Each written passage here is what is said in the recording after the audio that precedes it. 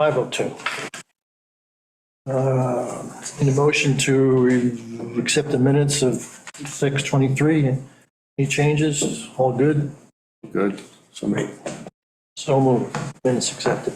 Next meeting, 6 PM. Wait, I'm not going to be here on the 3rd. So either somebody else has to take my job. No, John, you're not gonna be here on the April 3rd? correct. The week after, we can do 5 o'clock if you like. Or we can do 10, April 10, 5 o'clock. Oh, because that's another meeting afterwards? yes. So it has to be an express meeting, so. No, if it's do 5, I mean, that's 2.5-hour express. All right, so does that work for you guys? Yes, yeah, so, yeah, the CAC, at 10:30, so 10? you wanna go? We gotta do 5 again? 5, yeah. Five's really hard for me. I'm not, All right. well, it's supposed to be 6, but I can't be here. And the, Oh, so that slot, it's gotta be 5 because there's something after us on that day? Yeah. All right, that work, I'll make it work. 4:10 then instead of 4:03? That's 4:10 rather than 4:03, correct. thank you everybody for, And that's 5 and not 6? And it's 5, not 6, right? yeah. Somebody else can be chairman. Not letting you off that easy. Any other correspondence? Oh, let's see. There isn't anything else other than the ordinary. Briefing by the town board liaisons.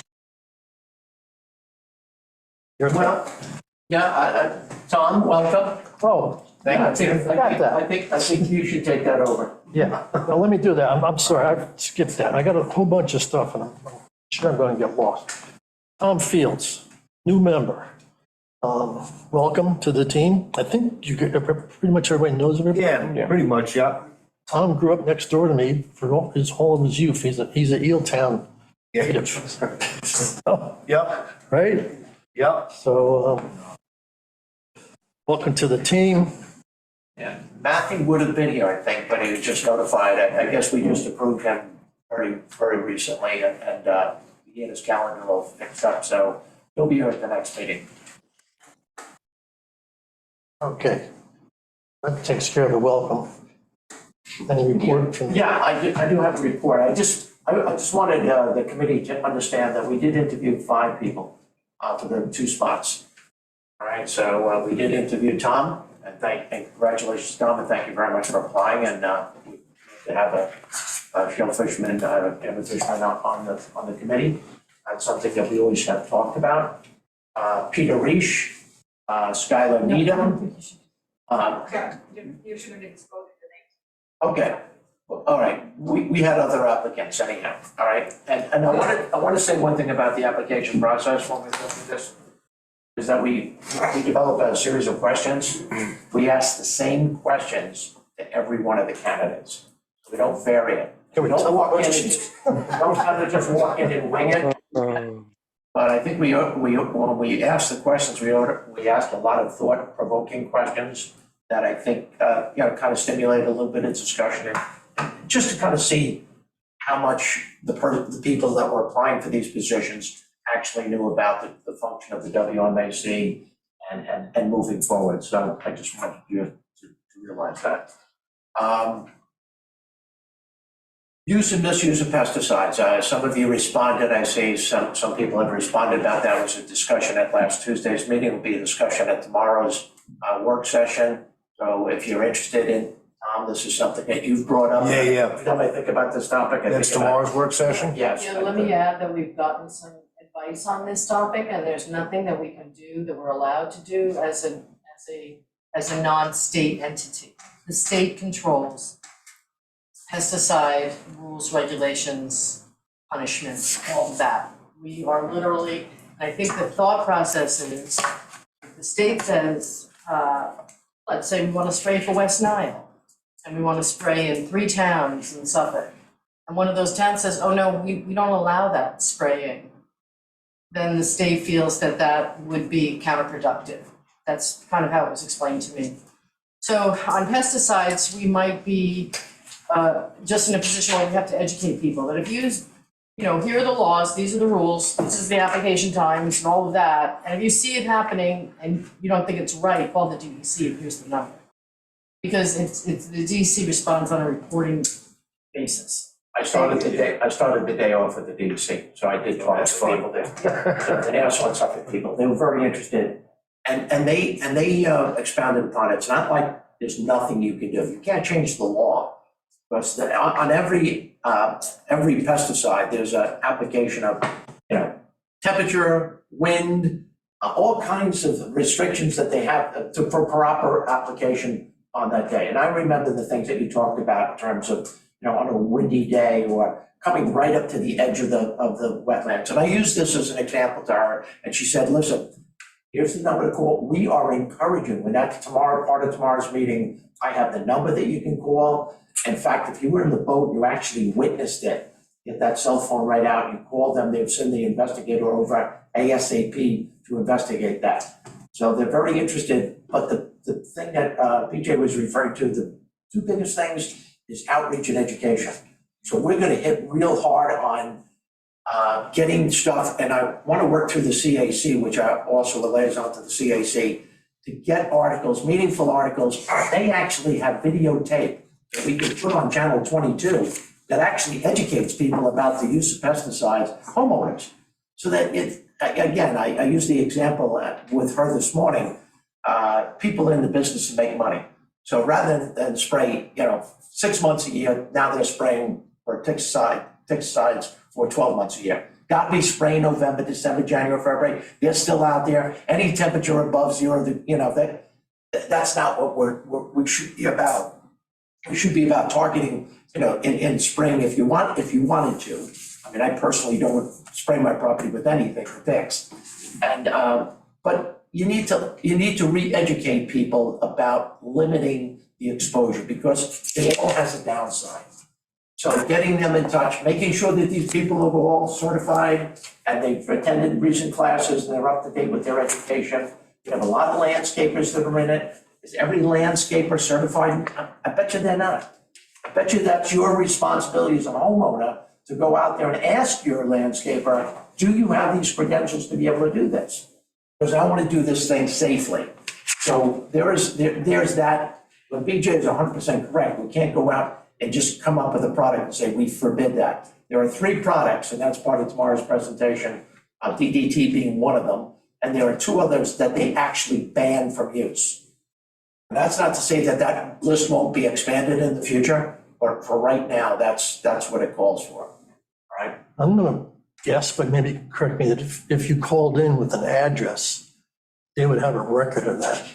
The reason I say that is because we have a pesticide license for applying bottom paint.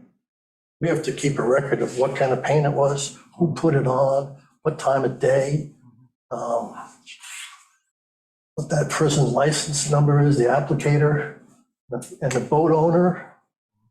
So if they keep all those kind of records, I don't know for a fact, but I would guess by the address.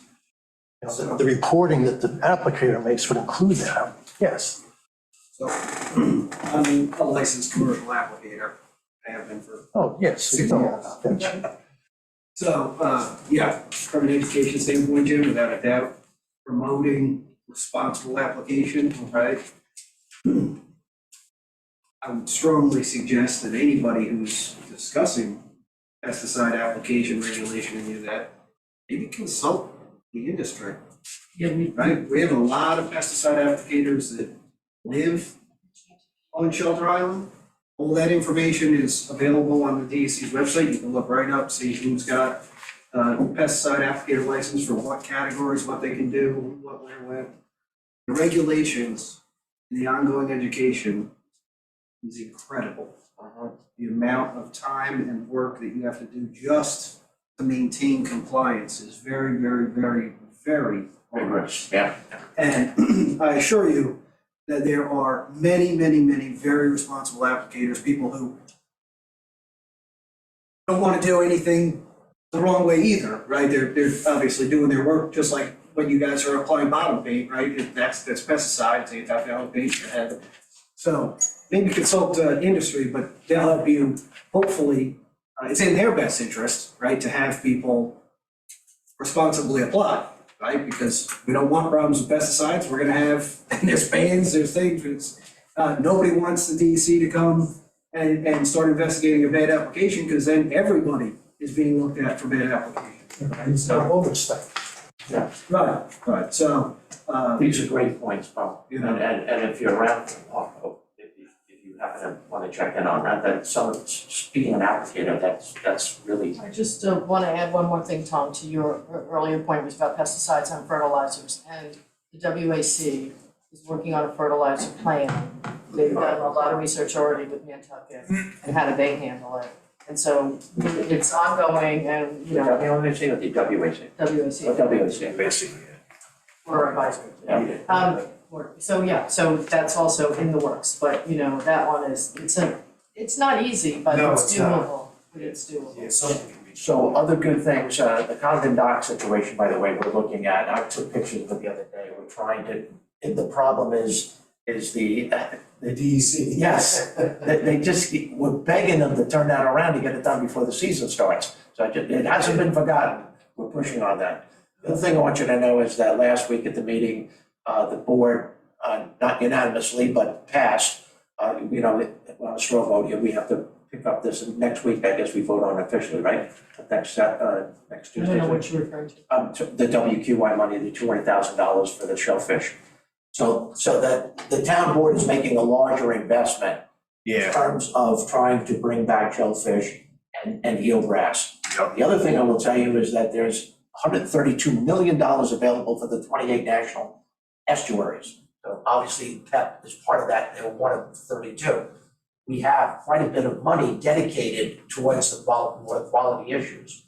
I have a list of probably, I won't read them all, 18 different initiatives that were going on about clean water right within in here, so. Yeah, I knew there was a lot coming down the pipe. Yeah, there's a lot of stuff coming down, there's a lot of money available, and we're looking to capitalize on that as much as we possibly can, right? Oh, the last thing I'll tell you, real point, I had to let that go this weekend too. I got a hold of Loda's office about, because Peggy Zeldin is out of the picture now, Mark Wood is out of the picture, so it's Loda's office that's handling this, to try to find out what the disposition of the monies for the study at Real Point to get this up and going. So we haven't forgotten about it. I'm gonna keep pushing him on that to find out what the status is, because they go months and months and months without anything. I mean, a call, email, try everything, hopefully his office. We need you for the next 10 years. We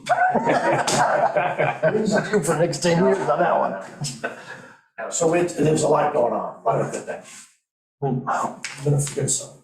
Al, would you mind trying to get together a thank you letter that usually the supervisor signs? We usually try to, and the Suffolk County does that dredging, right? Right. Often, like, oh, I forgot about it. Yeah, I'd be happy to. Huh? I'd be happy to. Great.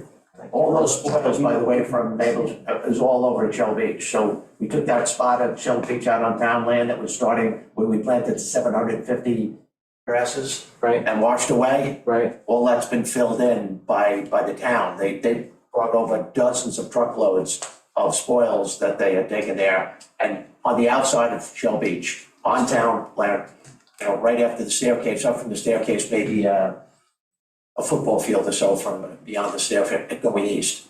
That's all been filled in and hopefully we will replant some of those plantings again. Worked for a few years, but it's missing a low growing there. So part of the thing that we're gonna talk about tomorrow morning's meeting at the capital planning is perhaps putting in that low groin before we tackle the end of Shell Beach and work on those two groins that are at the distal end on the eastern end. Put that one in to kind of shore that up a little bit. That sounds like a good idea. How big a deal, this last storm we had over the weekend, Over the weekend. Saturday. Yeah. we lost, I don't know, 6 inches of sand at the bottom of Hudson Avenue. Yeah. Well, it's across the second causeway. There it is. As everybody saw, there was a lot of flooding. There was a lot of flooding, and this wasn't a major storm. Is it just too complicated to ask Brian if he could, you ever get some extra sand, like from that dredging to dump a load there? Well, it's something, if you identify a spot, it's always worth a phone call. All right. You know, I mean, he's always looking to get rid of product, Ah, you know, okay. so the recycling center can only handle so much product. We look to get rid of it. No, it was violent. There was chunks of asphalt washed up on the street. I couldn't believe it. Highway department. we beat back that far, with that, oh yeah, I guess the tide comes up. Chunks of it, yeah, the water. Couple of things. Oh, Jim, I'm not sure. You mentioned that the town board had interviewed for 2 positions. And I attended a couple of those interviews. It was my understanding was 1 position to fill. Well, we were filling Mike's position, and then we ended up filling George's position. How did that decision to get rid of George come about? It was a town board decision. Based It was on, based on the fact that his tenure was up as of February 1st, and we were looking to, because of the Zoom situation and everything else, and not being able to have a quorum. And by the way, getting other people, one of the things, and I know it wasn't a popular decision, I read everybody, and I too wrote George a nice email, and I know everybody in here basically did the same thing. But rather than get a complete turnover all at once, we're trying to replace people as it comes up. He's still on other committees of the town, but on this particular committee of 7, we were looking to get a shellfish committee, it wasn't an easy decision, by the way, but it was one that we felt that it was one that we had to make. Okay, so I'll leave it at that. Okay, leave it at that. So Bill's position expired as well as my position expired. we're next, John. What- No, Bill, I mean, to be very honest with you, I'm a pretty straightforward guy. John, that's why we asked you, were you going to stay on the committee, and would you like to stay on as chairman? Once you make that decision, we bought that decision, we said, that's great, we're going to go with that. Bill the same way, when Bill decided he was going to stay on with, okay. Well, we haven't got an invitation, we haven't taken the oath or anything.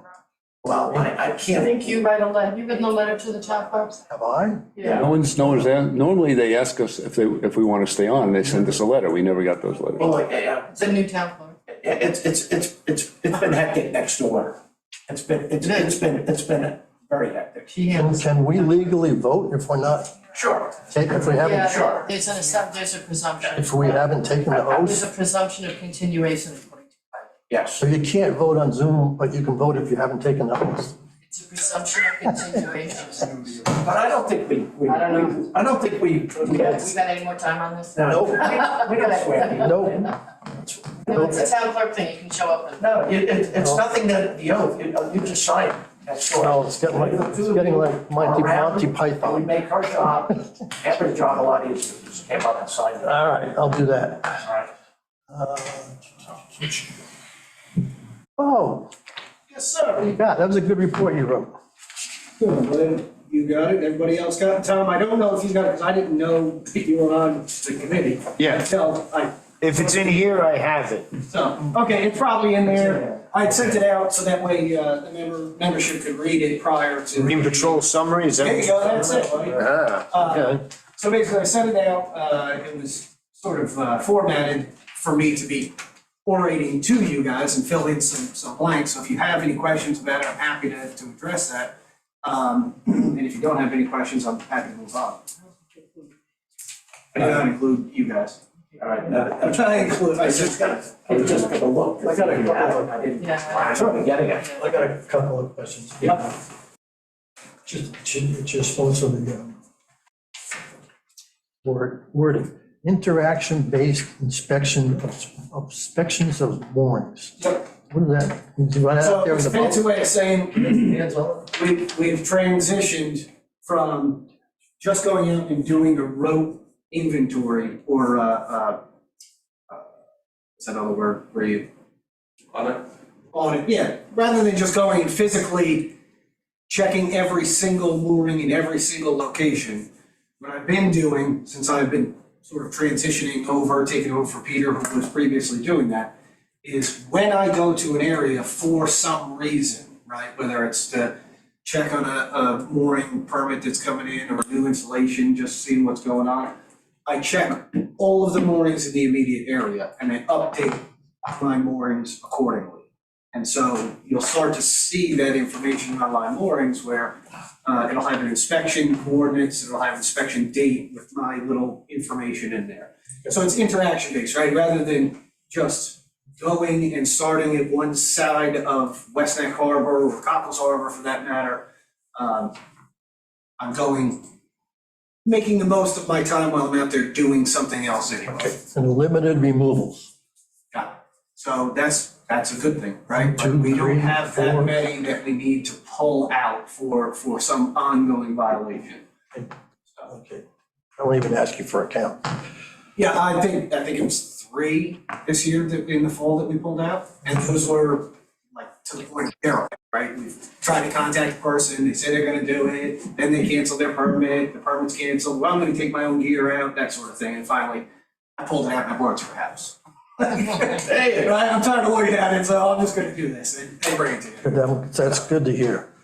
Limited in-season, under boat storage, limited in-season enforcement required. I'm not sure what that, Yes. I'm not sure what that means. So obviously, you have to have a permit to keep your boat at our town landings, at the town landings, and you'll have to keep them that way. And so during the season, when we're requiring people to have those permits, we go and check the boats, right? Flipping kayaks around, looking for permits, this, that, and the other thing. Okay.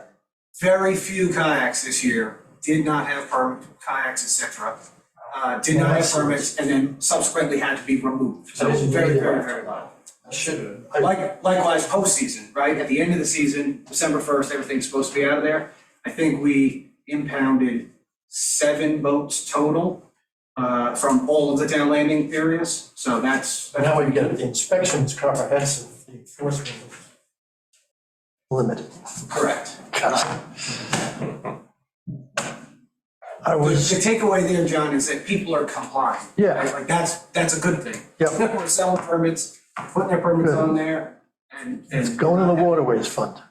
That I believe goes to the Waterways I Fund. was reassured by Yes, yeah. a number of people. Last thing. Maybe you could confirm this, Christina. I was researching a mooring application that's going to be coming up for a new fella in Montclair. And he drew the old lines like we used to in the old days from 2 fixed points. And I was like, that looks like it should be in WB. And by tracing back in the history a little bit, we couldn't find it on the mooring program, WB 33. It's not on the chart. Yeah, there are 2 moorings, and I'm gonna just guess that WB 33 is one of them. There are 2 that I discovered. One is in WB and one is in WA that don't exist. They're not listed on online moorings, they're not listed anywhere, they're not assigned, so why? I don't know. I posed that question to the former town clerk's office to try and get to the bottom of like why there's supposed to be, let's just say 44 WB moorings and there's only 43. So should this person apply for the WB 33? And there are coordinates to go back historically. Yeah, no, and I have the actual map itself with all of them plotted on there, the chart, excuse me, with all of them plotted on there. And the numbers are there. I don't know why there isn't a WB 33 in this particular circumstance. Okay. I mean, All right. So, if there's no reason not to issue it, then I believe we should. And if we should, there was one at one time, of then course, historically. somebody from the waiting list will, I'm sure, be very happy to take that spot. And This would then be a riparian the new applicants. person, right, would go to the waiting list and then according to priority.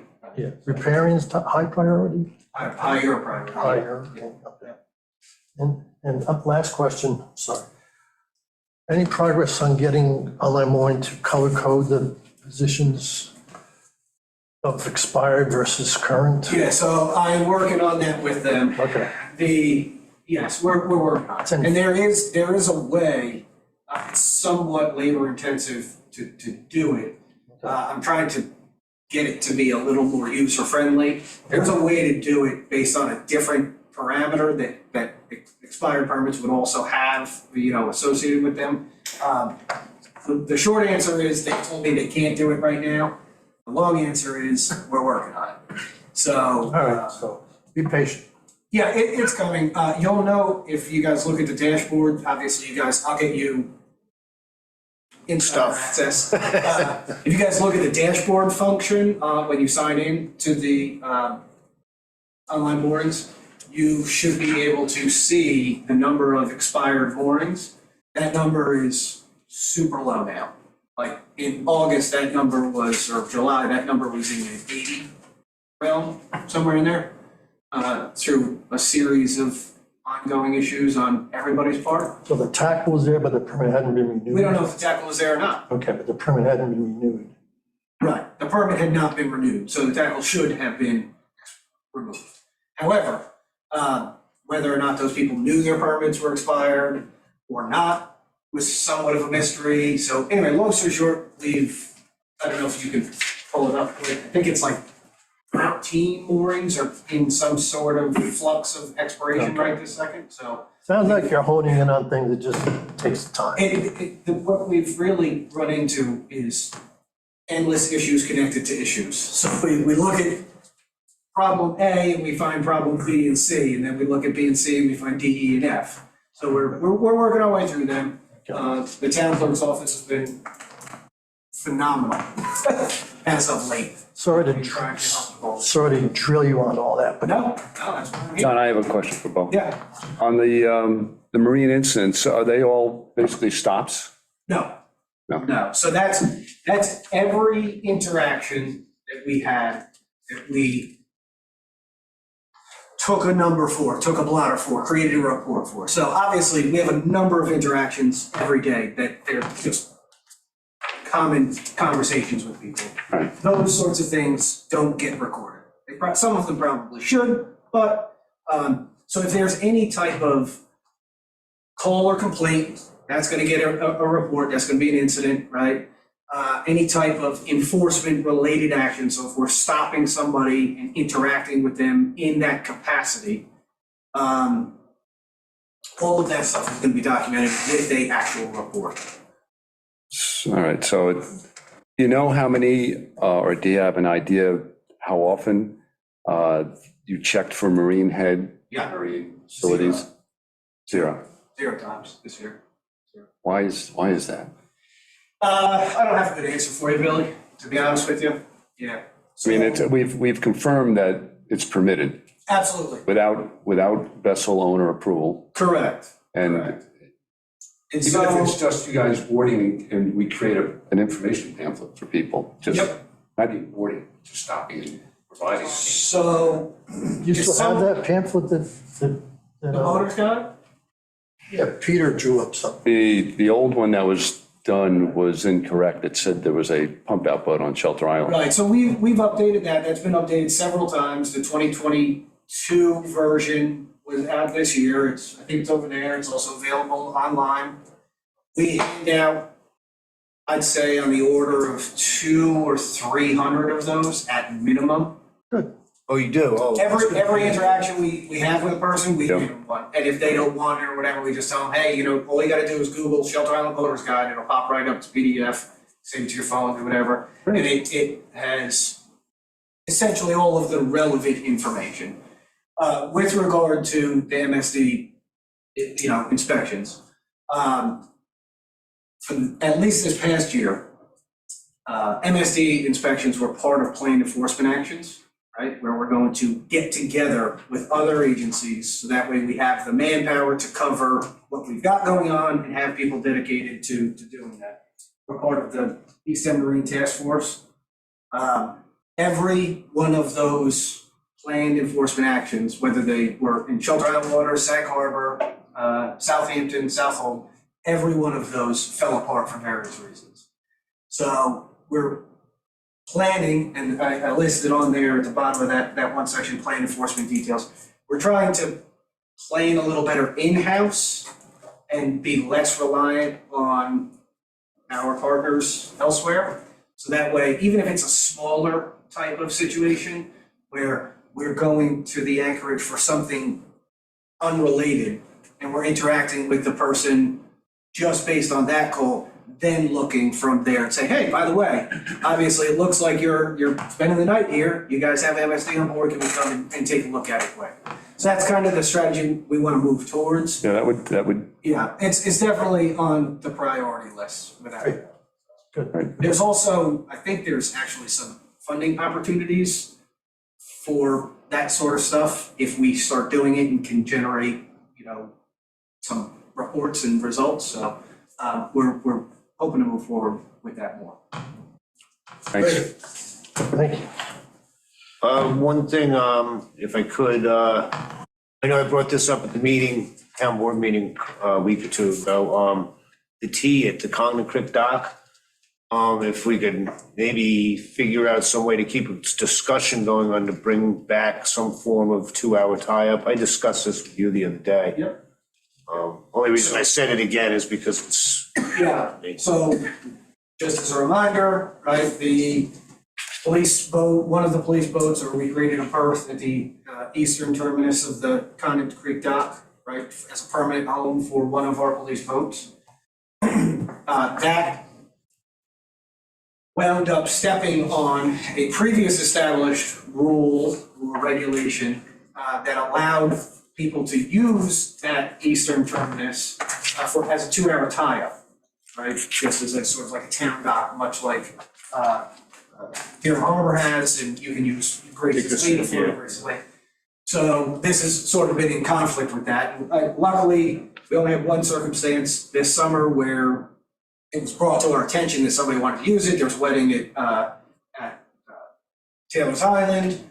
They said, hey, we were hoping to use the end of the dock. Obviously, we're not supposed to do that. So where is it? We just worked it out. You guys use the dock for your 2 hours. Come and go do what you got to do. We'll make sure the boat's not there unless, God forbid, something happens. We have to be there. But Oh, that's good. so in the near term, we're trying to negotiate, just making it happen. But I know that Stephen, the town attorney, had begun to craft language to clarify how that would all work. So that way, if, Yeah. you wouldn't have to know to call me to make it happen or call Butch to make it happen. You would be able to just follow the rules and go that way. So I don't know, as I mentioned the other day, where that is in the process of things now. Okay. But I'm gonna follow up this week. I imagine the pews. Yeah, so like everything, right? Okay, so you can go to the bulkhead, but unfortunately then the bulkhead is really intended for loading and unloading, and invariably, you're gonna be there for 2 hours, and Tom and Wayne and John and are all gonna need to be there right then, so it's just gonna cause headaches. There is a solution, and we're gonna figure out what it is. Like, it's not that complicated, so we'll figure it out. Well, the Anchorage guys are all sneaking into my place, leaving off their garbage and taking showers and Oh, yeah. jumping in the pool, so. Time to lock up the He's a bathrooms. security job. All right, great, thank you very much. George Zinger's here. George, I'd like to speak on behalf of, but you guys can, whenever you want. George, I don't know, George, if you want to come on the video part. Can you hear us? I can hear you. Okay. It says the host has now asked me to start my video, so I can do that. If you want. Okay, yeah. You're looking all kinds of tan and stuff, palm tree in the background. Yeah. It's saying now you cannot start your video because the host has disabled it. So host, please re-able my video. Oh, we got you. You're all right. George, I wanted to say thanks for many years of Oh, here it service. is. I got it now. And can you hear me? All right? Yes, I can. I can I hear wanted to it. say so much thanks for many years of service. I think I'm speaking for everybody here. I've always considered you an integral member of this council, and your comments and suggestions were always measured, well thought out, and unbiased. You helped us focus the committee on the code, past relief that we have recommended, so that we continue to stay within those boundaries. You were very, very good at that. And we're going to miss your presence very much. And maybe you'll be around for, if I need an extra opinion, I can get a hold of you if that's okay. Anybody else want to, anything to that? Well said. I sent you an email today. Hopefully you got it, George. I did. Thank you. Yeah. Yeah, like, I think you sent something out too, which, Yes, I had received, several emails, and I'd like to thank everyone for their kind words.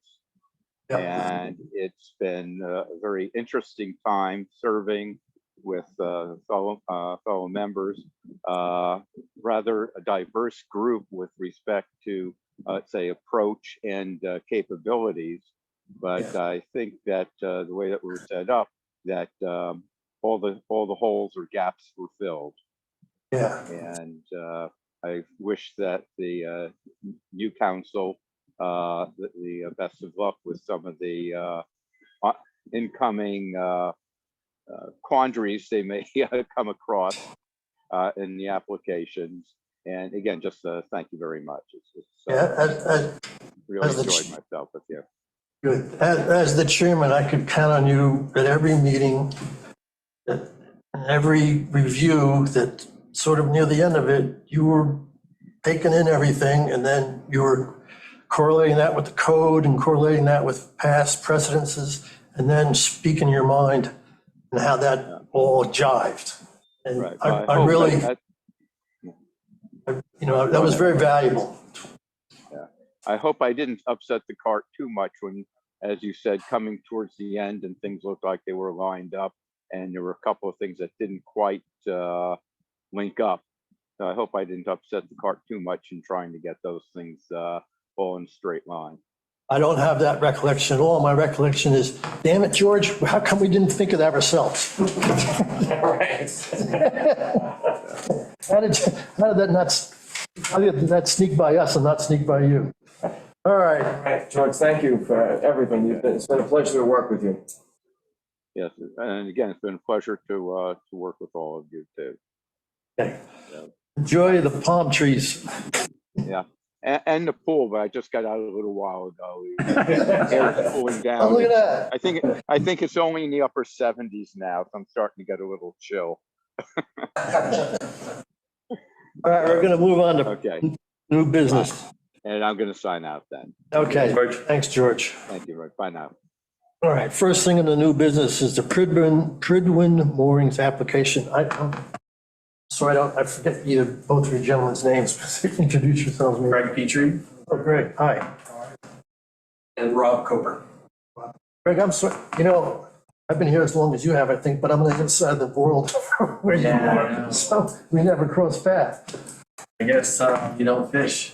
I don't fish, no. If you fished, I would have known you. Anyway, pleasure meeting you. Okay, So, do you want us to make some introductory comments, or? yeah, The goal here is really simple for us, which is that the boats have been coming to Pridwin for 100 years, and there used to be more beach and smaller boats, and people pull up onto the beach some, or they pull up to the dock, but Greg can put a timeline on this. During the last couple of decades, primarily because of the bulkhead and beach road, we're just getting much more wake action at the docks. The Barrett bulkhead to the west, which only 3 years ago was 85 to 90 feet away from our western dock, it's now about 25 feet from our western dock. That's how much bulkhead has been exposed at high tide. We just get 1 to 1.5 foot cross wakes whenever there's a tide running or whenever big boats come through the channel. And it's making it really difficult with taller gunwales on boats to safely dock boats at the dock, to tie them up at the dock. It's even getting hard to unload, but so we're trying to find a solution to accommodate people coming for lunch and dinner on their boats without having to rely on tying them up on the dock. And we can revisit this. We're looking to rebuild our docks a little taller, same docks, but a little bit taller sometime in the next couple of years. It'd be nice to get some beach replenishment or some revetment to absorb some of the wake action to slow down the movement of the boats at the docks. But until then, just for safety reasons, we're looking to try to accommodate the boats on moorings and tender those who don't have their own tenders, tender them in and out to our docks to get them safely to the front. And I think that's the big summary. The code contemplates exclusive mooring fields for commercial users, doesn't talk about hotels specifically, but we're sort of in that spirit, looking to apply for, we put in an application for 8 mooring locations as a sort of exclusive mooring field. But just as we know, it's also a dicey topic and that takes discussion and it's a process. So we'll start that process with you, and I don't know, Greg, if you have any other comments. I mean, it's safety and the wave action. I mean, everybody knows the boats have just gotten so much bigger with the wakes. Been on the ferry before in the South Ferry Channel when the waves are breaking over the ferry. It's clearly, they're, I don't want to, the types of boats that are running in the channel now, the azimuths and large vessels are, clearly it's a different world. So just to safely tie a boat and not, have people getting injured or property getting damaged, it's really become difficult on the weekend, nearly impossible to tie up anyone on a boat safely. On a dock. We had a couple times this summer with no weather going on where we had 2-foot waves coming in from wake action, breaking over the dock near high tide on top of the dock, even though the water level should have been half a foot to a foot below it. So the Azimut clients Well, be part of? I shouldn't have mentioned any brands of boats, but I think. I know the boat, don't worry. This He's been written. boats. No, I didn't name any individual ones, like fifth wave or whatever. Size range. But 85s, the 100-footers that are not our clients, but are going through the channel at high rates of speed, create a good 4-foot wake, right? I mean, No, my question is, what size boats are you looking for to be your clients? boats that are coming in to the Pridwin are generally in the 20 to 35-foot range. Couple of 40 to 50 footers during the summer, but that was about it. They're not gonna- Mostly. We're limited depth-wise. They can only, they have to be able to draw, they have to draw less than 4 or 5 feet to be able to get to our end of our dock. So they're not gonna be able to come in if they're larger because of the water is just, not deep enough, so. What depth will the moorings be that you propose, or you haven't proposed this thing? I mean, one thing about the Pridwin is out front, the water drops off relatively quickly. So you got some water that's just to the west of us that's got some shallow aspects to it. And then out in front of the dock, it drops off relatively quickly. And I was thinking, clearly the water skiers are supposed to stay out 200 feet or more. I mean, what you might have, if you do have a number of moorings in there, is you might have more boats stay further out, especially if people are on those moorings. So if we're inside of 200 feet with some moorings, in a sense, you might create a kind of like a speed bump, right? A little area where boats are regularly, like down in front of Sunset, you don't have people going cruising through the boats that are on anchor, right? They're not gonna do that. What is the depth at the end of the Generally speaking. What's the depth at the end of the dock? Sorry. End of the dock, at high tide, 5 feet. And so you go out 100 feet, you can be in 30 feet of water very, very quickly. Excuse me, Christian, can you put that up on the screen, that area, Yeah. just to give us some broader perspective, please? Now, these are all new proposed moorings, or these are moorings that was. This would be new. Pridwin had one more. I was gonna say you had one, there was only one more in there, the prison? That's not listed on here in location? It's not, that we would abandon that and replace it with these, okay. or redo the field essentially with whatever moorings were. So you've laid this out, I assume, using, say, 30-foot vessels? Is that how you did this, or? I think this was about a 30-foot vessel and about a 120-foot swing. Where are there's a couple of piles of rocks. They're east of the eastmost dock, right? Right out in front of our pool. You can see the brand. Yeah. There it's right in front of our pool. So that's, on the sketch you have here, would be between numbers 3 and 5 and inside of 3 and 5, is that right? On the mooring sketch? Actually, there's nothing on that map, so I'm not looking at that's the mooring, we're looking, the camp's moorings are on that map, right? So there's nothing in front of the Pridwin on the picture. Can I just say with respect to specific locations, that's really just indicative. We knew this was a conversation to see what the comfort level was with multiple moorings. Depending on what the comfort is of the committee, we would engage someone to, go through the survey process, location process. We might not be able to get 8 of them in, as shown here on the plan. Well, who's 918, Christine? Is that Stuart Parr? That was, That's Pridman. Oh, okay. What about the other one out there? Yeah, Parr. That's Parr. that's, 918's probably, The way do you think to put these moorings in there and not interfere with the camp program? I mean, I don't know. I mean, the camps got all theirs to the west In of terms there. of where do they play around? That's the thing, there is a little bit of sailing that goes on. I mean, they often put out buoys and stuff. Yeah. They do also do that during the week. They So- tend to sail sort of northeast from the northeasternmost buoy that's on the map there. They don't head east towards us so much, but. Christine, can you go out for a second, please? They might benefit, I mean, they might be able to use them buoys as turning points. Yeah. The yacht club sails around a lot of buildings too. It's true. Moorings, I think, a couple of them near It's a there. training, it's a training. Well, I think maybe, if each of us should take a turn, their position, I'll start. I kind of like the idea of supporting local businesses. I'm not familiar with what goes on over there on a daily, but, I wouldn't even go down that road during the summer. Yeah.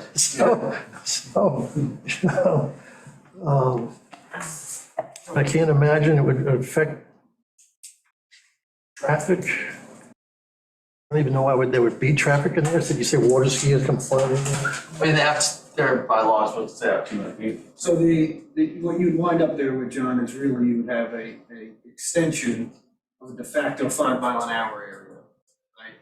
Because within 100 feet of an anchored or more vessel, 5 miles an hour all the time. So if you have it now, anchored or more vessels out, let's just say hypothetically at 150 feet, right? I'm guessing, but something like that from the shoreline, now you're gonna push that de facto 5-mile-an-hour zone another 100 feet from that vessel. I'm not saying that's a good or bad thing. There is a number of towed activities that take place, I would say, in that general realm right now. Many of those towed activities come and go out of their establishment, so I would imagine that Sometimes they with would our- work that out. Sometimes with our permission, sometimes. To be honest. So really, you would just be creating, as you do anytime a mooring is installed or permitted, a de facto 5-mile-an-hour zone for 100 feet in every direction from that particular location.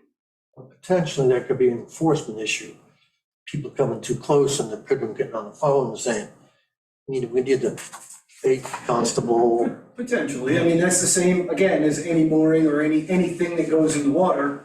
We have, 9 moorings or so, I think Cape Quinnipiac has right near there as well.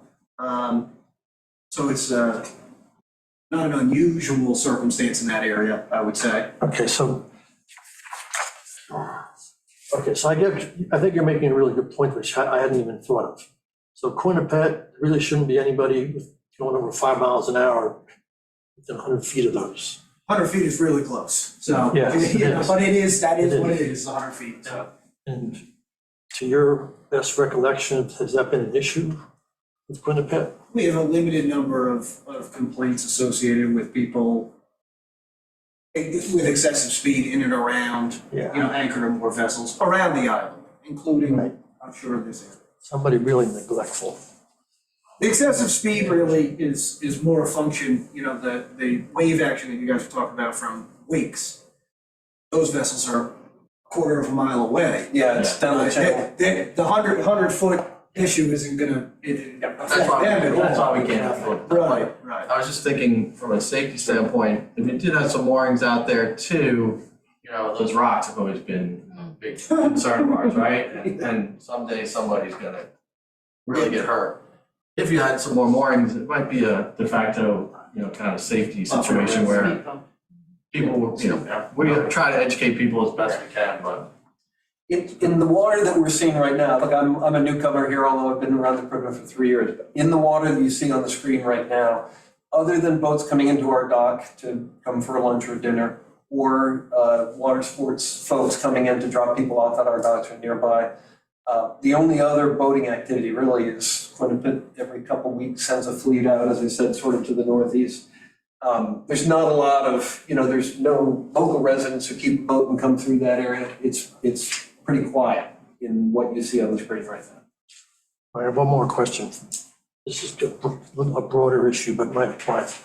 Oh, how many, they got these boats that are designed now to make a big wave, right? That's what I was kind of referring to. Yeah, I mean, those massographs, they're. The ski boats. They big trim tabs to drop down and specifically throw enormous wakes to be able to wakeboard off of. They also fill their holes too. Some boats fill their holes. Yeah, water bladder for. Yeah. So how often do you encounter those things? How many times a day do you want to know about? That's something I was hoping that town would address, yeah. Before the season, we're gonna have another conversation about commercial and for hire activity taking place in our waters. There's a major shift in that. Yeah, that needs to be. I mean, I want to say for the owner of that one company that's across in Southold, they do take the kids out and the kids have a ball. And I think the owner does everything possible to, he's all about safety. And I'd like to see those kids who don't get to enjoy what we grew up doing, really get to enjoy it. I mean, when my kids would go out with that company when they were younger, it was the highlight of their summer. I mean, it's really a great enjoyment. So there's one particular company out of Southold. He has a lot of boats, right, in the East End. He's very particular about how he operates, and I think he cares. So he does take the Camp Quit kids on multiple days a week. And but what's good about them is they can go to different parts of the bay. They'll go to Pipes Cove. They'll go to, they'll find where the water. Any serene place they can find. Obviously, they find where the water's calmer, based on the Fewer boats. on the weekends. They have to get away from the crowds, right? And We make some you diligent suggestions as well from time to time. The guys out of Southold operate differently than guys out of Sag Harbor. From Saybrook that comes to Coppell's Harbor to go work. From Essex. Other thing I just want to throw out there based on BJ's comment and other people's comments about the speed bump. From about the middle of the picture on the screen now to the right over toward Pearlman and Sunset Beach is a relatively active paddleboarding area, both for our guests and also for others down the beach. Yeah. So the idea of having a speed bump to keep boats a little further out and to keep speeds down would certainly benefit them. So I think it's half a dozen to a dozen trips a day. I'll let you guys speak, but the next step in the process, if it looks like there's some interest in this, would be for you guys to come up with a more accurate, lat long and distances between. I think you can. Yeah, I put my grid out with Google Earth, and I used 123 feet. And that's for boats on center for boats up to about 42 feet. But I only have, in high tide, I only have 9 feet of water.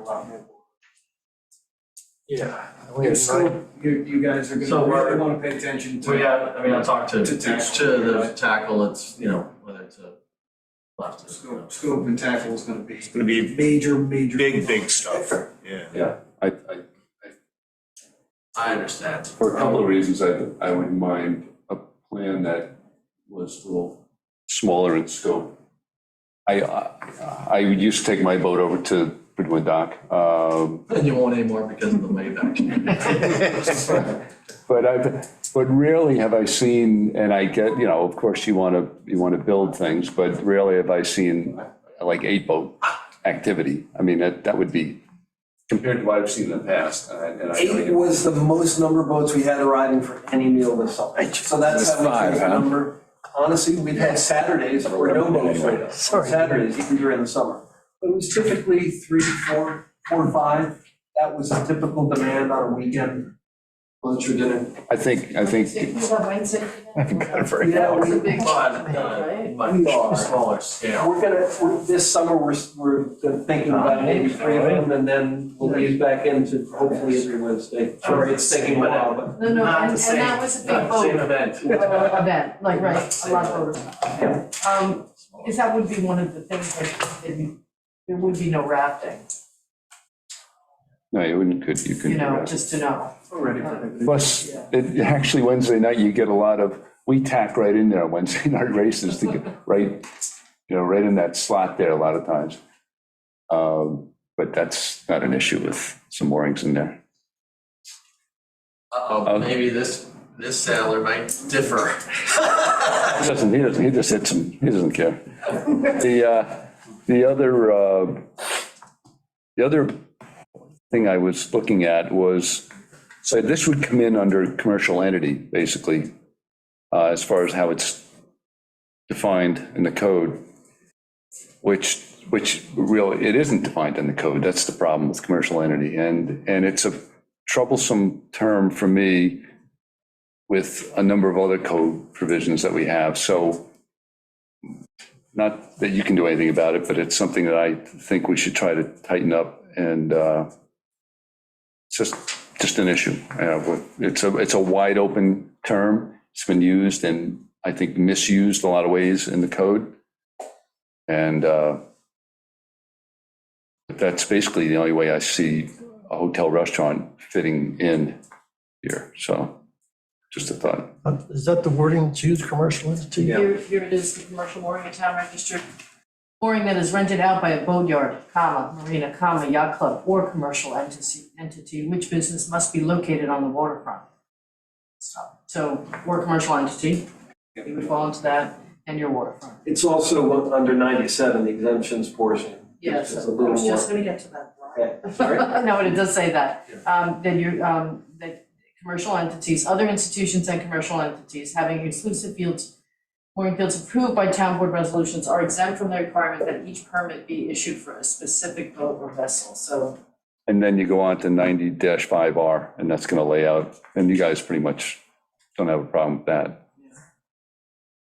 Who wrote all that stuff? This committee? The grid is essentially, only your property, isn't it? Correct. We have 645 feet of frontage, and it's contained within that frontage, up to about, I think, 240 feet or so of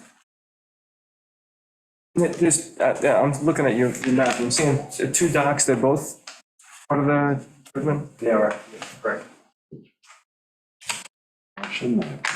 And conceptually, I'm on board. I think maybe starting out with a smaller number might be just for your own maintenance. Yeah, I really, still times our job, we were thinking about maybe a couple small ones, like just like for small craft, just to be able to walk, put on small mooring like inside the rock field, so that like if we have a rescue boat or something that's an inflatable that we could put there, it's just, a couple of small ones might be helpful to us. Can you zoom in a little bit, please, Christine? Sorry, excuse me. So that's why I think the number was,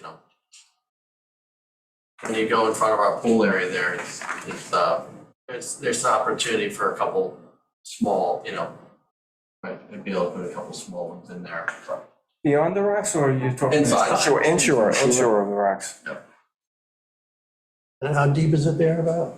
Oh, you're talking 3 to 5 feet, depending on the tide. Okay, so, little inflatables, yeah, so I've got something similar to that. We use 75 feet on center for up to 22 feet boat length, and it's same thing. Yes. It's tough. So you could, I can't tell what the measurement is there, but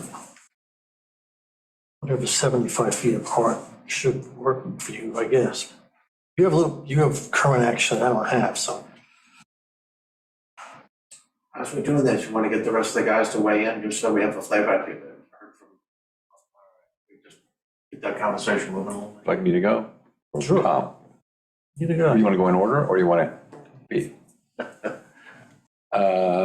Well, I certainly feel that an entity like this warrants having moorings like that. I mean, given the wave action, boat waves, any number of things, northwest wind, anything could preclude somebody wanting to come up to that dock, including, I thought about it once myself with that old launch I have, and I said, I don't think it's a good idea, because it was too sloppy there. So I could see somebody with, a boat with the number of people on it, would prefer to leave it on a mooring. We had a couple boats this summer that didn't even want to come to the dock to offload. And one of them was a captain boat. They didn't do this not a weather day. No, I can just, it's sloppy in there. Contrary to what was alluded, I wouldn't hit them if boats were moored there, if I was sailing there. But I think, the code as it was read alludes to the exemption by the town board, not necessarily it wouldn't be necessarily called a commercial mooring, could it? No, it would be, the Could it be- exemption really is about, you don't have to have a boat specifically. Right, okay, but I mean, I think I wouldn't have any issue with it. I mean, as long as it didn't turn into a seasonal rental for somebody. Maybe that's already been said, but, to be used as what you need. You need the people to come in and use the place and, and why not? I mean, it's like a extra hotel room there if you have someplace to put them. Well, would you be considering overnight? No overnight? No overnight? If someone's, we wouldn't let them stay on the boat overnight, and it's not our prime, we didn't have anyone this summer come and say, we'd like to tie up our boat or have a boat. Nobody would want to. If someone came and said, we'd like to stay 2 nights in the hotel, can you moor our boat? I think they'd like the flexibility for that, but it's not something we market, and there was no demand for it this summer. It's the best I can say.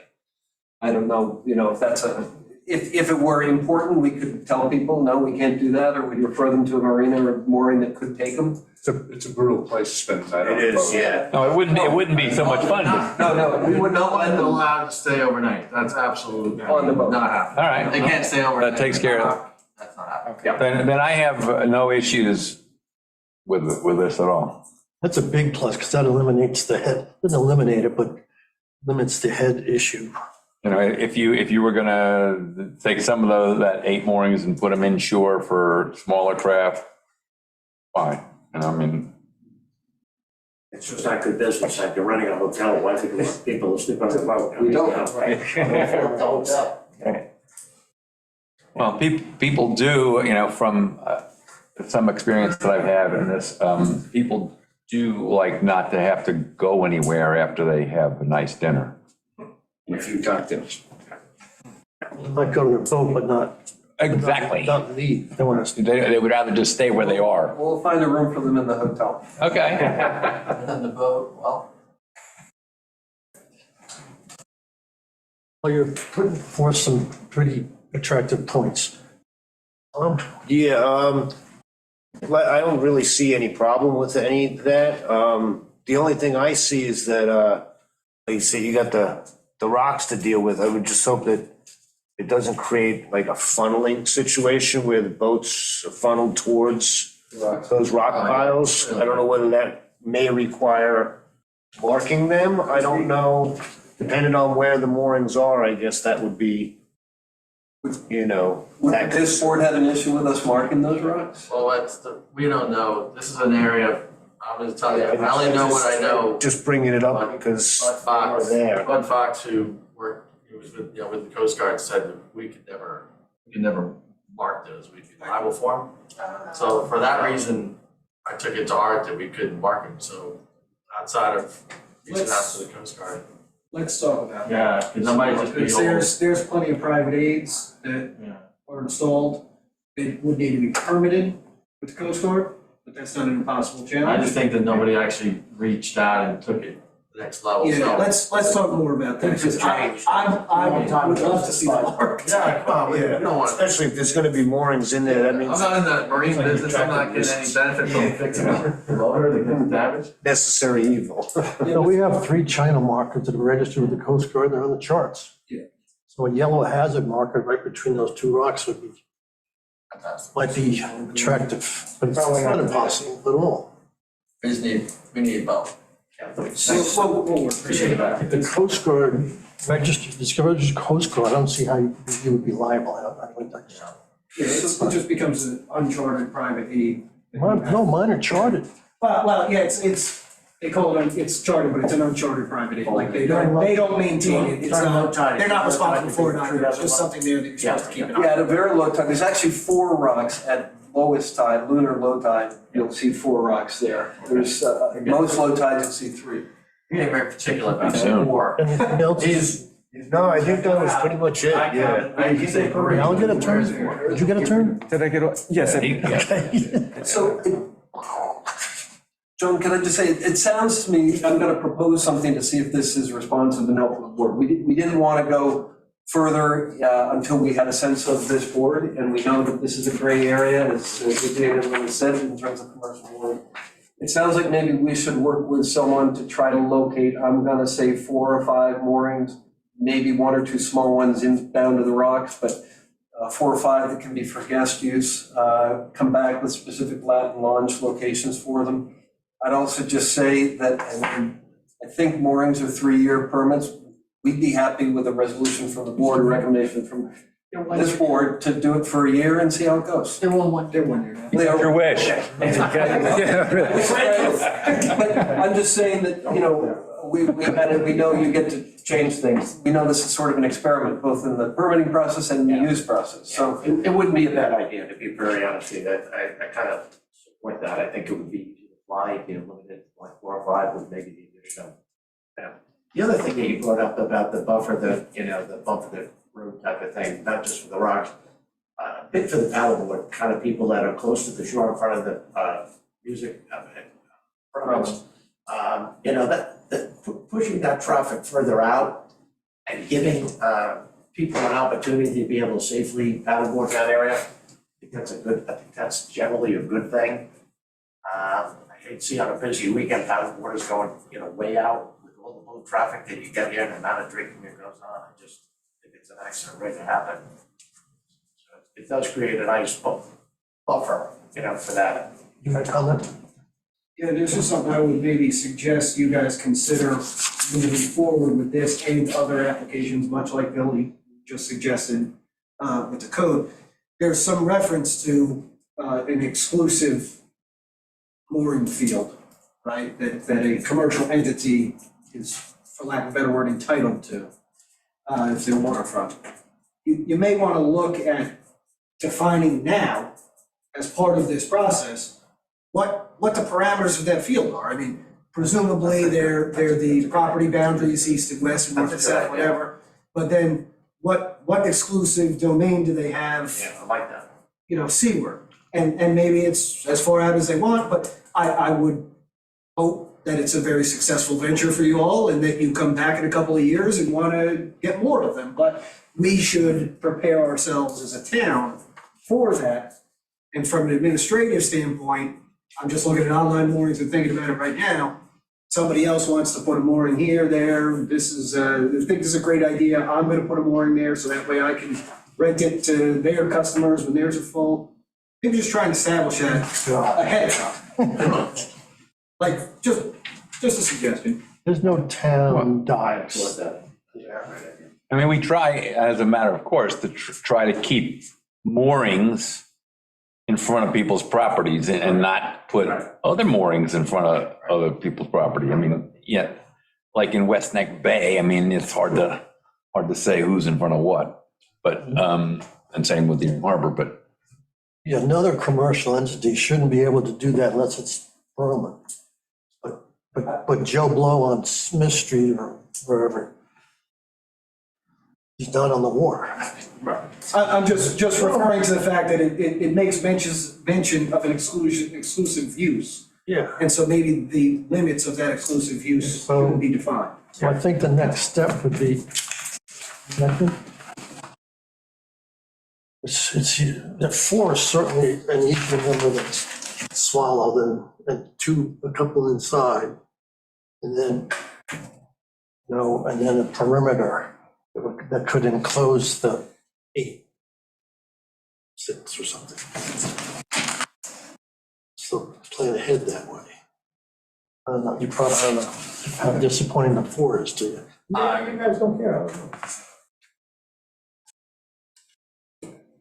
4 is better than 0. Yeah. And why don't we get with people who can help us understand the swings and the. Yeah, I think See we should that lay out, better? I go back to Joe's recommendation, once you lay out the field, Yeah. it'll really better tell us. Yeah, it really will, it will dictate what's safe, and taking into consideration the camp to the west. You know, I mean, once you see it all laid out, I think you'll make a better, whether it's 4 or 5, it won't be 8, and if you can fit 2 smaller ones in there, I think you could play with it. I like that idea though, of laying the field out. And Because it'll make the addition later on, if you're going to add a 6 or a 7, or whatever, it makes it that much easier. You also have an idea of what build out is, right? Like, Yes. we know where we're at, what we might have. You also, right, and you have 2 properties to the east of you that Right. want to be able to accommodate if they want to apply for a riparian, so you don't infringing on their property lines. Correct. Right? There is a town landing there somewhere. Yes. It's tail landing at the bottom of Right. Prospect Avenue, Yeah, Right. So theoretically, we want to have an unrestricted Correct. public Access road access in there, but that your property line would address that, right? If you use the property line as one parameter. I'm not gonna recommend it or not, but this, to me, if I was in your shoes, I would consider what now they call them conservation moorings, but originally they were designed to increase density. With elastic type, short scope setups. There's a number of different designs now that are out. Maybe they call it pyramid? Well, it's, No, that's a dead weight. Well, no, yeah, you could use a pyramid, but Yeah. you need probably twice as much weight as a conventional chain that stretches this way, because these are more vertical, like a bungee cord. They're usually coupled with helical moorings, right, Tom? And they're usually coupled with helical. Pyramid's moorings. just a anchor. Yeah, Pyramid anchor. yeah. But as far as increasing density, that was the original, They don't scour as much, is that true Right. too? and that too. That too, yes. The Plus the problem, fact that, What's the scour there? Cap has been dying to have conservation mooring, you might be able to work something out with I Cap. mentioned there is a depth that might Or be, you could run a deal with that. to the extent that Call Cockles Joyce and say, you could explain your situation, if you were thinking of putting in 5 conservation moorings there, I say, yeah, let us, be part of that, I'm just throwing it out there. oh, they were after me like crazy, but Yeah. the trouble is nobody has designed one that works in 9 feet of water. They need 20 feet of water. Yeah, So, it's worth the inquiry. The Baymen have always had a problem with those screw anchors. Yes. But being that this is on the outside and not, Right. inside waters, I think that wouldn't be an issue for us. Because that's not an area where we tow dredges or anything like that, so. plus it's an entity that isn't gonna disappear. Yeah, you're not worried so much as the new homeowner that buys the house isn't gonna maintain that mooring, this is, I think that this being outside, also, just a different area, that's not a bay bottom that is worked, Right. Done for the permit. And maybe apply it more, I mean, really, to be honest with you. Can I get Joyce's contact? I'll get it, I'll send it right to you, Joyce. Go back, yeah. Maybe that would satisfy them and they can experiment with that stuff over there instead of. Well, that's what I'm paying. Yeah. All right, so we're, A cell phone number, pick a target number. 347. I think they've got enough to work with. 306. Thank you. 8264. Joyce Novak. She's the head of the test. She's the head of the honcho. I don't know your name, but you didn't get a chance to voice in, but. I You did. You did. Al. Al, my name is Al Loretto. Al Loretto. On the band. On a total side comment, I rode past, I guess it's Prospect Avenue. You have two cottages at the top of the hill there. One on the right, the front door is like wide open for the last 2 days. Thank you. I appreciate that. We caught that at about 1 o'clock today. Okay. So one of our contractors went in on Saturday and didn't. I meant to, to call somebody. Appreciate it. If anyone lives on West Neck and felt that warm breeze, it's coming out of that cottage. Advocating the western part, the northwestern corner. Thank you. The consensus So you did a here little game plan. is positive. Yeah, that's okay. Very helpful. Thank you very much. Consensus is positive. If it's negative, I would let you know. We'll get to work and come back to you with sort of a kind of a phase 1, phase 2 approach. Here's the 4 or so that work now. Here's a couple more that could work, but let's start small. Okay. And more. And we'll Pros there. I think that would be very much, I think that was a good idea, Bo had. All right, thank you. Right. Thank you very much. Right. We restrict the number of good ideas we generate out of one. We exceeded the number of good ideas in one meeting. Well, we got that. Mints. All right, we should be able to blow through these pretty quickly. Mints. This meeting's gone pretty quick. You thought it started at 6, you're almost on time. It's in the fine print here, but Mints is a takeover or of the location that was designated as W2342. I did look that up, and that was a 20, some odd, like a 20 plus or minus foot boat. And this is a 20 plus or minus foot boat, I think. Thanks. So, with that little, Grady White. So, and the only thing is to add to the application that it was W 2342.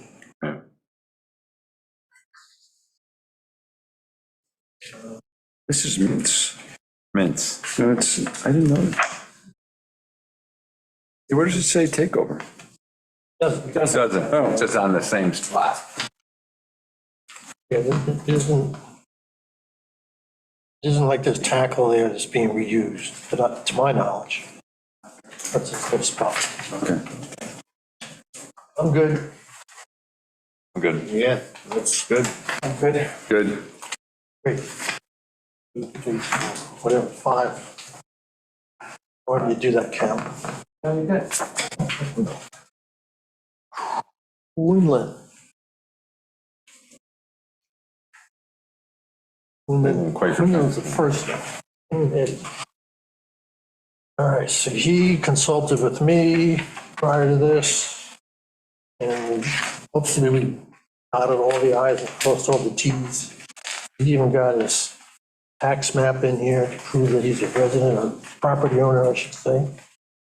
Just a little 16-foot. 16-foot day sailor kind of thing.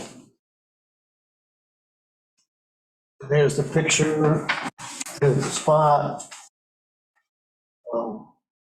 Probably doesn't need a 200-pound mooring. No, It's a little overkill, but. yeah. Is Shelter Island ground tackle, isn't that Bert? Yeah. So he goes on one application by, Yeah, I don't know. Did he fill the application out? what's that? He didn't fill both these out, by the way. Yeah, 300. Maybe he did this one. 300 pounds for mince is a little overkill too, but what am I to say? So what's in inventory? Beg your pardon? So what's in inventory? Questions, discussions? Sounds good. Pretty straightforward. Good, James? I'm okay with it. I mean, there's plenty of room up at Captain Bob's, right? Yeah. Yeah. There's the picture there. Yep. Yeah, no, I'm good with this, yeah, yep. That, well, okay. I'm good. Good. Feels good. It takes care of Quillen, Weinstein, Hensley dock application. This is in Banana Creek, And they just bought that, yeah. brandy new installation. Straight out situation with tile from both sides.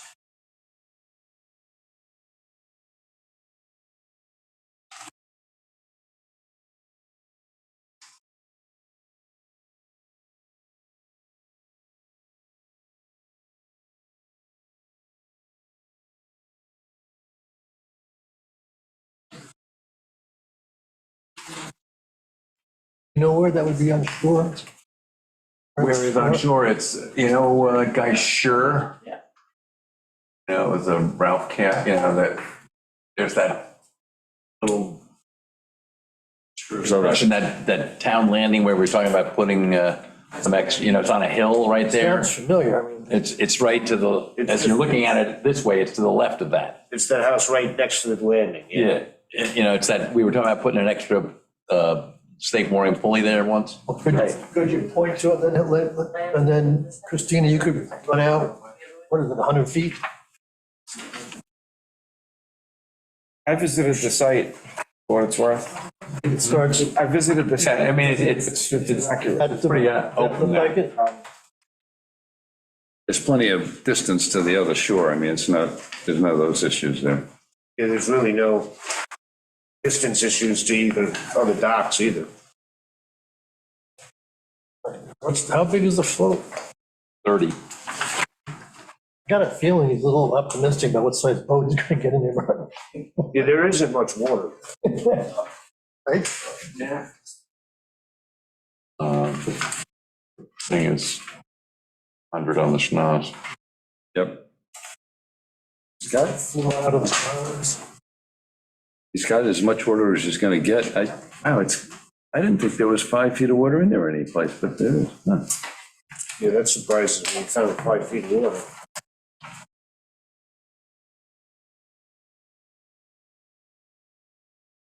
Great seeing 5 feet. Oh, 25 feet. Well, that's just my eyes, but it looks like, I found a problem, taking over for George. Got more than 50 feet width. Who's the contractor? What you got more than what? 50 feet of width, it's got 25 feet out to the piling. Costello, 6 plus 25. Oh, yeah, gotcha. yeah. huh. Why would he need a, Why does it have tie-off pilings? Yeah, that's awful large. It's like, 3 feet, 2 feet of water, 3 feet of water. That's why I said I think he's kind of optimistic about. Yeah, 25 foot wide, that's That's a big. huge. Yeah. That's huge. Yeah. My 34 footers. I didn't even pick up. unless he's seeing putting a pulley line on the pilings.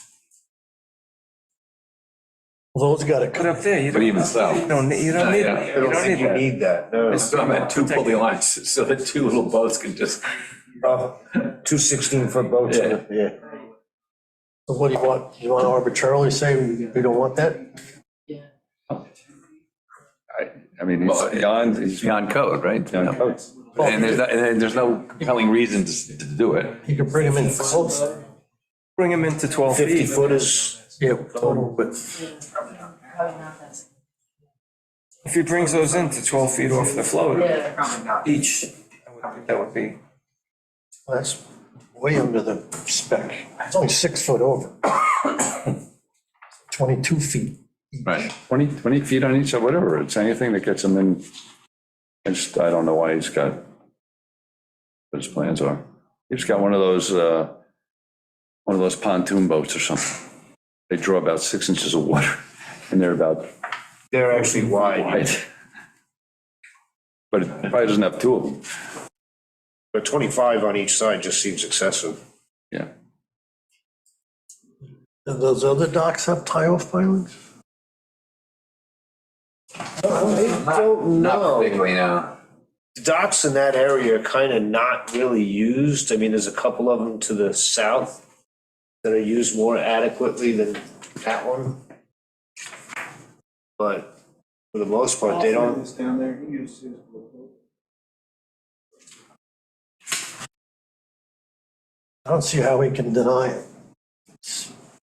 But we should have them pull it in. Pull a pile. Yes, I right. was- Yeah, Just make them to code and, you know, I mean, again, here's he bought a piece of property where the dock is not a bad thing. Yep. No, I mean, I don't see how we can deny having the piles on both Oh, sides. oh, no. So we get him to pull that in. They submitted a DEC application? Yeah. And that. That's usually on these, Costello's, Yeah. not on the. Should I follow up on this? I would follow up with Jack. And I would follow up, you know. Earn my salary? other thing too is, what kind of egress is there on the shore side? To go over / under the dock at the, Oh, where it meets cross, the shoreline, good point. because there is some concrete steps there. Right. I don't know how that would, this diagram doesn't really do that well. And also sort of joining that idea too is we've been asking people to get wetlands permit when they're building a lot in the wetlands, you know, when it's like down in Thompson Cove, or, I mean, down at the Ramsey. Smith's Cove. I mean, But that, as I said before, that needs to get defined a little that bit. needs to be I mean, you know, like, this didn't seem like it'd be one of those that would require that. There's existing concrete steps. They're there. It's just going off of that. Yeah, It's just going over that, so then That's- that's what I was also saying because of the steep. So he just needs the steps up and down. It is pretty steep. Not that he's gonna walk there, but, because you really can't do too much walking along there. Right. I would, Depending on the vegetation there, DEC may stipulate the open grade uphill doodad anyway, like they did at Slaughterbeck, right? So that You may can go under it? alleviate the egress anyway. If they're already gotta be up X amount high, you may be able to pass underneath in 1 second. see what you can, The DEC, zoom in there, Christina, see how close, see what you can find. I don't think so, Real I'm close. just, I don't know. looking at the, you know, looking Yeah, I at haven't this- seen yeah, that, so I'm just. yeah. You'd be able to walk under it. Look at that. So then Top of dock is fine. solve the But problem. I think you'd be able to step right up off the beach onto Right it. there. Oh, so they're I showing, don't know about that. Look. there is some sort of platform there at the bottom of the stairs then. Yeah, that's a short run. That is a short run, yeah. According to the plans, it looks like it's gonna land on the bottom of the. Bottom of the land on that- steps, on yeah. that. It's like, you're probably asking him to put steps there, it's probably Yeah. not realistic and it'd probably do more disturbing than anything else. Well, now that I look at it, it looks like if you were gonna tie into the bottom of that staircase, it would probably leave plenty of room underneath it. So it might not even be an I mean, issue. it shows, I mean, you could scuttle under this dock, Yeah. I mean, if you were so inclined, but the point of it is who's walking along there? Yes, And if you're walking along there, you probably have boots on, so you can go deeper. right, practical. You know, like, Who's gonna wanna walk there? Tom. Yep, that's who's gonna do it. yeah, but you'd already be in the water. You wouldn't have a problem going around and steps back. Instead of building 2 sets of stairs on both sides. I mean, No, I think that now, now that I look at the actual filter there, I think that it probably won't even be an issue. Yeah. In the past, Tom, we've waived the step thing because adding more step, those extra structures, if you just get around it. Wrecks everything. Yeah, if you can get around it just by walking up 2 feet on the guy's property or go under it, Yeah. we waived that. But I'm glad you brought that up because I skipped that. That's why we got 7 people. All right, so that's okay. You just need to pull in the pilings. Total width. Great. Now, kind of lost on this Bucci thing. You want to vote on it? Yeah, if they pull in the bounds, you vote on it or? Oh, yeah, Contingent on that.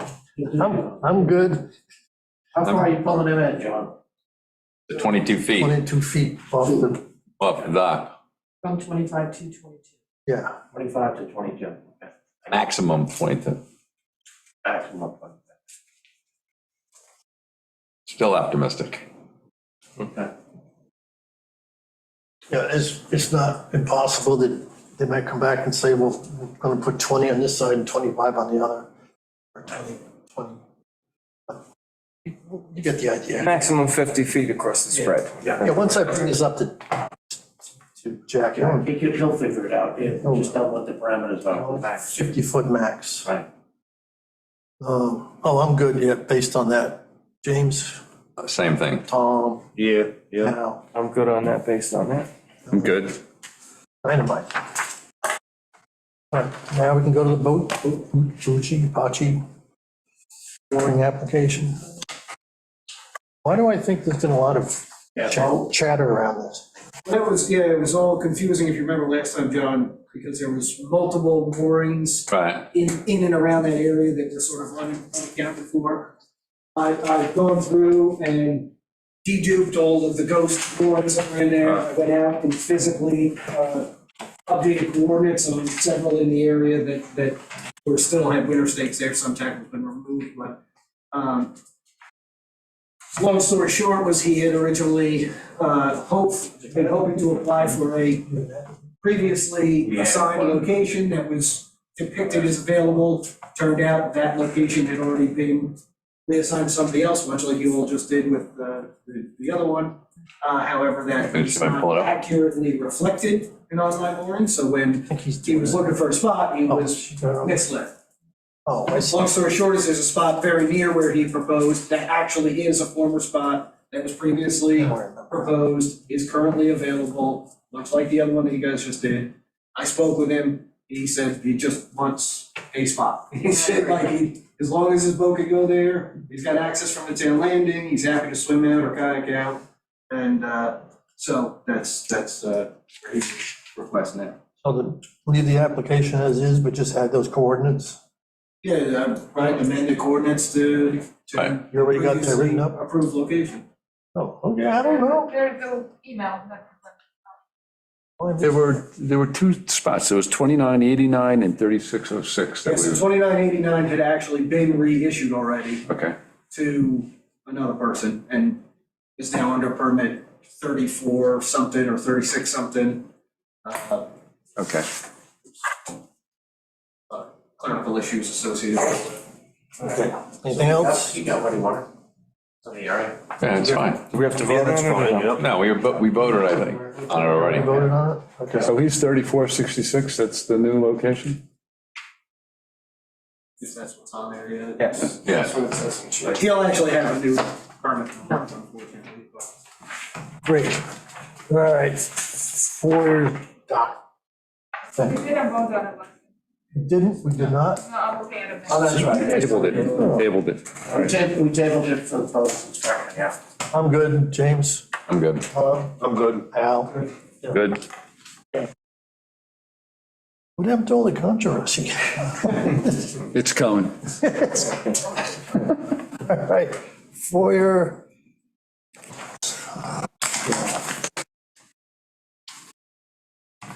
pictures we had were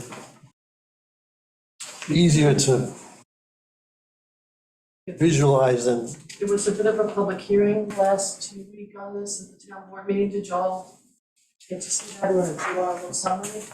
It was extended, right? I mean, What's that? they kept the hearing open. They kept it open. I'm sure, no, we want you to, I just wanted to know, you wanted to know what was sort of said in the summary there. Nothing too earth-shattering there. Very sorry that this happened. And Very sorry they got caught. working with you and they're willing to take it on the chin and a whole bunch of issues.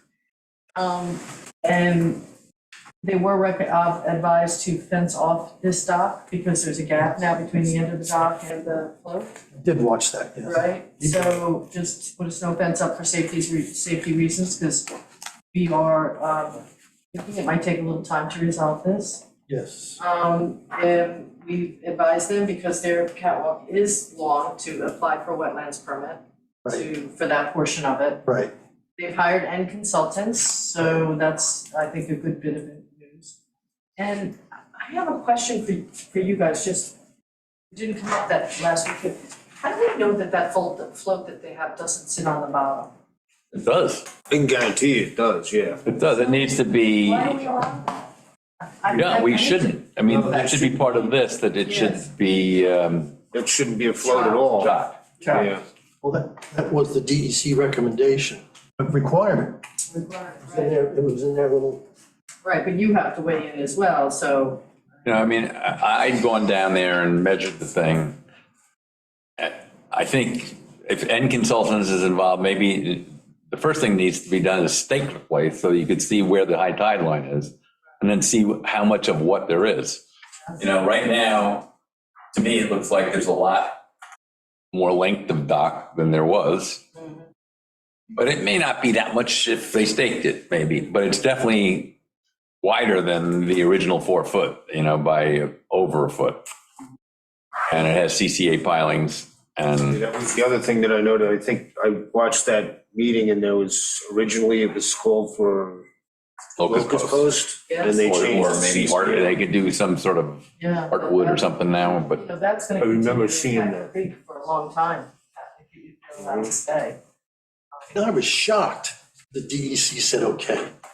After all the requirements and all the beat, you know, and see-through decking and all and there's that, no see-through decking or anything there. and 2.5 feet of water under the float, and they said, I haven't. Go No, ahead. it's all IPA or something decking. You can do this, I mean, you know, you guys, right, we make it stricter, you know, you can, you don't have to, yeah, you can be harsher, not harsher is a bad word, more restrictive than DEC, no? That's a general rule. You would think. You can be Not generally, although on that other subject, I'm wondering about, but. That's true. Yep. But in any case, this one, the dock was clearly expanded from what Ralph Cass got a permit to build. call that the catwalk, okay? The dock ending at the high water. Is that what you're talking about, or are you talking about the ramp and the, I'm talking about, I mean, the thing was 60 feet he was allowed to build, yeah, catwalk? you know, by 4 feet. Yeah.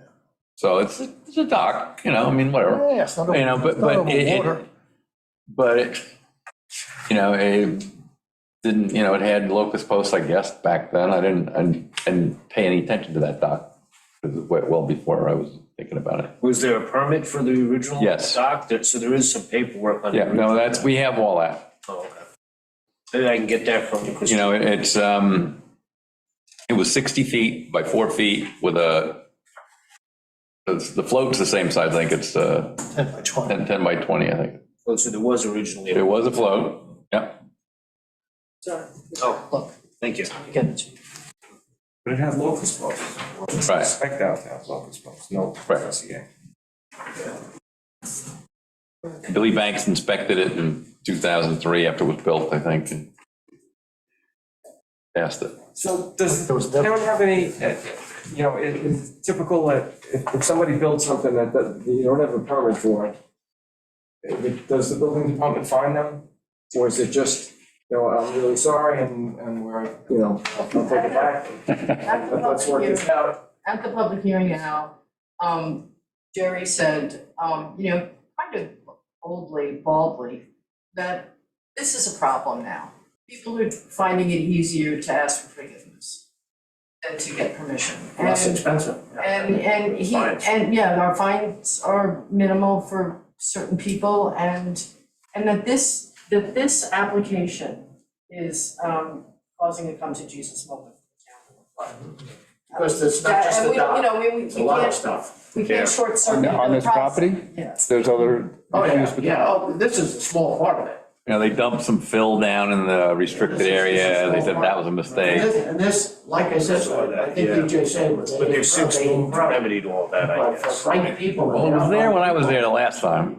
Didn't ask any of the right questions. Keep the conversation on. And they're blaming it all on the contractors, which is. Right. Well, So, you know, well, this- the previous owner. Yeah, and so the process, right, we have to follow the process and not short circuit it and not, you know, step on their rights, even though they're, you know, supposedly wrongdoers here, they still have the right to the process. And to the whatever but, you know, but part of that is, the thought here is that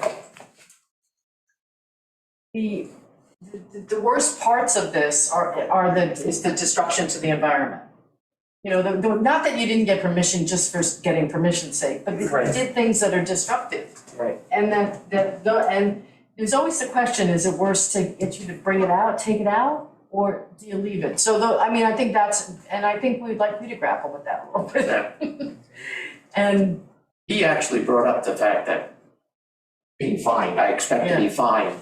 right, And Mary was sitting there saying, you know, it's to the four of us, we gotta really think about the fine structure here, because the fine's a slap on the wrist. You can screw up all you want and then just pay a small fine and. What is the fine for this? Did I don't know. we figure that out? I think you're conflating. That was the name. Oh, all right, okay. Right. Okay, yeah, maybe right. So anyway, Either way, the fines are de minimis compared Yeah, to correct. some of the damage that can be done. And you just hear about this off island and standard operating procedure, right? and some of the fines are huge now off island. Yes. Well, one position you could take would be, okay, you know, anything after this thing, it's flagged, and you could make them take the decking off where it's over the grass and wetlands and whatever.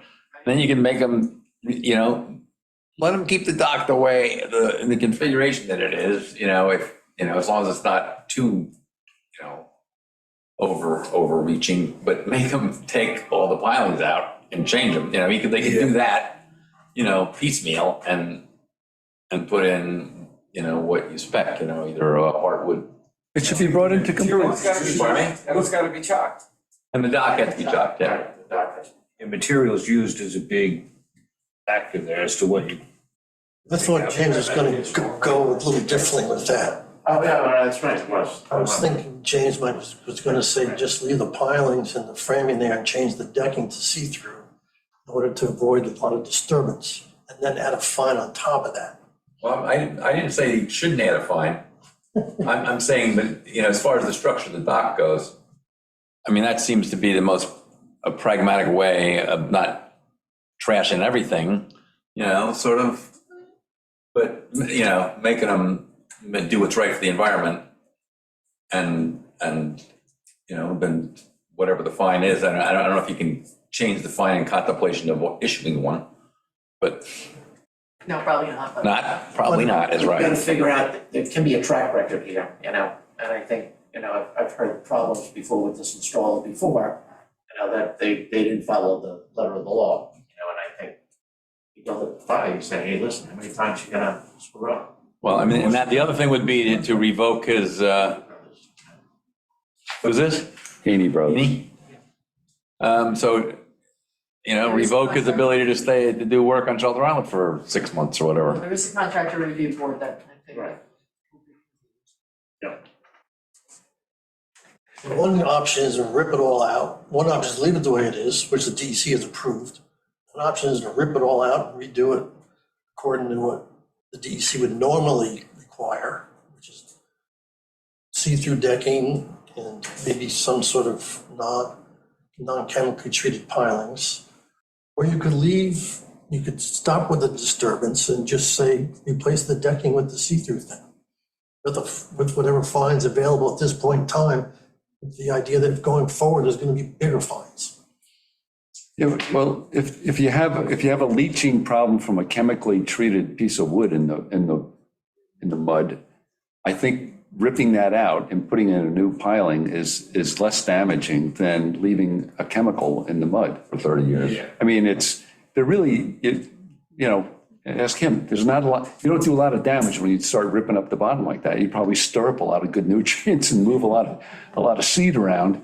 I don't really want to get into the whole CCA debate, but there's thousands of CCA ponds all over the. I know, but we're 100%. And this should be cleaned up. This is on inside, I mean, this is very inside, this is in a creek, it's not in the bay. It should be a good example. Forget about the fine, let them pay to get this thing rectified. The short-term detriment to the shoreline is short-term. The detriment because of the pilings that are in there by not removing them, that is a long-term detriment. As is the surface, you know, you had to open that grading so you can get sunlight through. That's definitely long-term. You're bringing up a new concept here. Slaughterback's got CCA pilings that go 30 feet up the shore. You know? Just saying. That's on and up the very end of the creek. I mean, there's some more action there than, Yeah, it's not in the creek. it wasn't something that was specified either by the town or the DEC or anybody when they applied for their dock. And it's In contradiction to what was specified when this dock was first applied for, even 20 years ago. Isn't most of Slaughterback's treated wood above the high water mark? Most of it, the whole dock plus everything upland is CCA. Upland. Yeah. It's not sitting in the water. This is upland. No, I think the removal portion would be strictly for what's down In the water. Yeah. Not necessarily the whole, all the way up to the. Well, I mean, it's most of. Wait, which one are we talking about? This, You're talking about Slaughterback. Yeah. He's talking about the other dock. You know, Fuhrer. there's only 4 pilings to hold it, so that's the only thing in the water. And there, but The other ones do get tied up. There's water that comes into those other pilings. Well, the first couple Yeah. of sets would be in the marsh slash. I would just say, take everything out from below the high tide line that's treated lumber and change it. Yeah, I agree. Anything. You know, and then, if you want to say anything above the high tide line, well, okay, leave it there, but it has to be graded decking Yeah, the graded decking on anything above. and then chock in the float. I think that's rational. I think that makes a lot of sense. Zoom me in, please. I think you're gonna find that the high tide mark is right about here, and there's a ramp starting there. So I don't think you're gonna have this is gonna change at all, according to what you're thinking you want. So if that's what it is, that's what it is. Yeah, there is no pilings down below the water mark, the high water mark. Wait a minute, how long is the dock from high water? It's all, if that ramp is 12 feet long, it's only about 10 feet off the shore. That's part of the problem. The original permit had no dimensions off the shore. So that's another part of this discussion is, do we require a new permit? Well, plus they're gonna have to change, they're gonna have to go to if they're gonna follow the DEC, they gotta put in the chocking thing. So that means modifying the dock. Plus they built a new dock.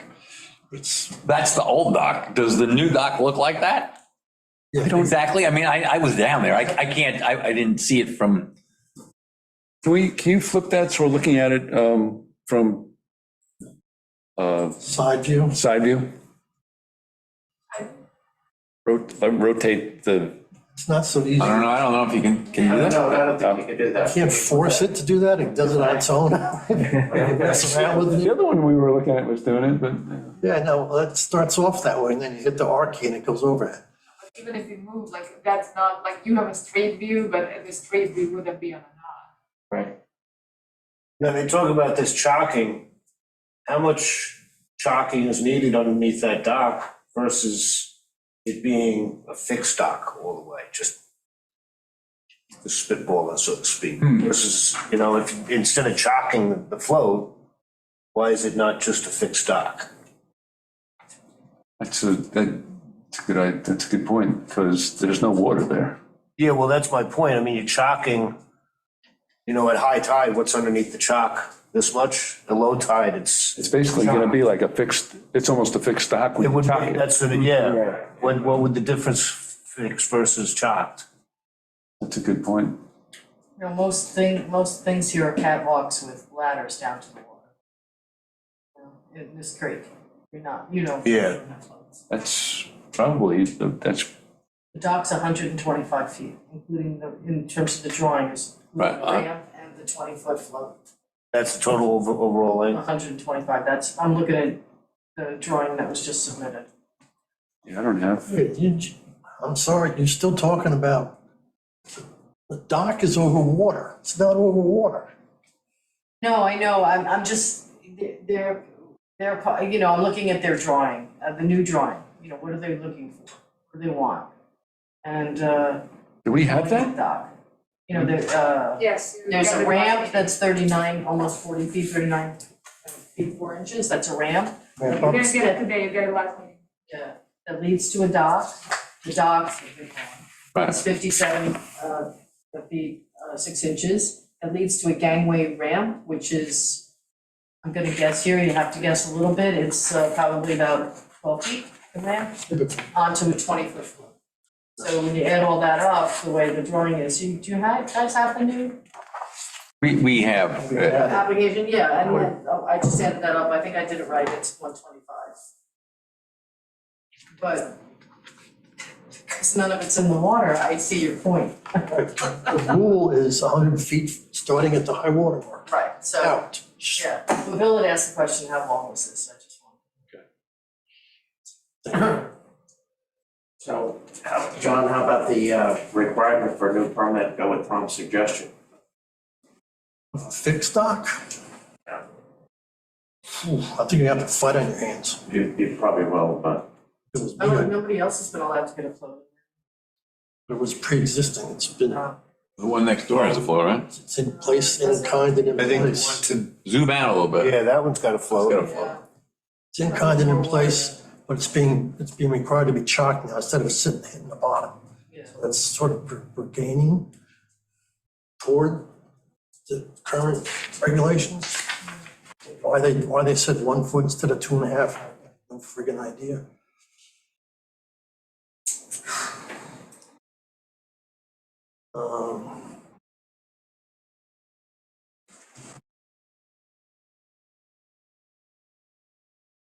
I think you should stick, well, I don't know.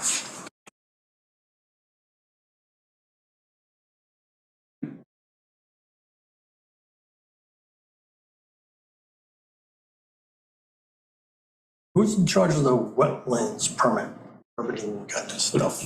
Planning board soon, right? CAC. Planning board will be, town board was. Reviews Right, for they just review it. recommendation.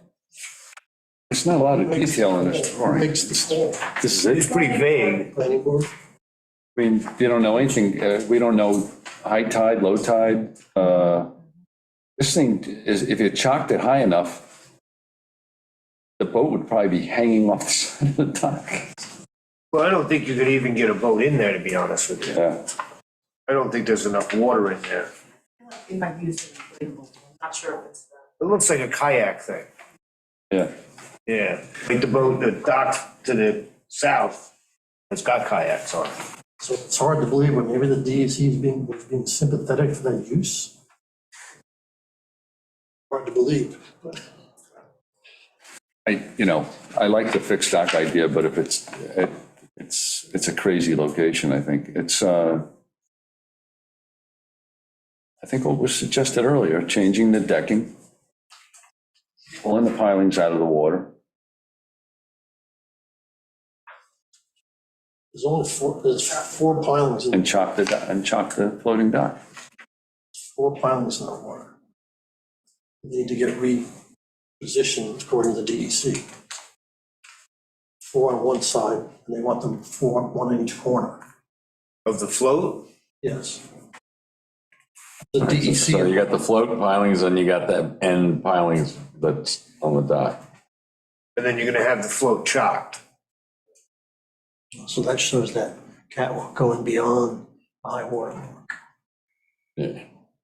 I mean, this whole thing is like 100 and almost 20, almost 130 feet long, 127, I think it was, Yeah. when I measured it. But it's not a measurement from high water. No, I mean, there was no marks of anything there to know where it was. So, I mean, certainly the 100-foot thing isn't a problem here because. I think we haven't rebuilt the thing to proper specs. You know, if you want to hold to it that, you know, the stuff that's above the high water, don't replace those pilings, but make everything catwalk, I mean, see-through on the,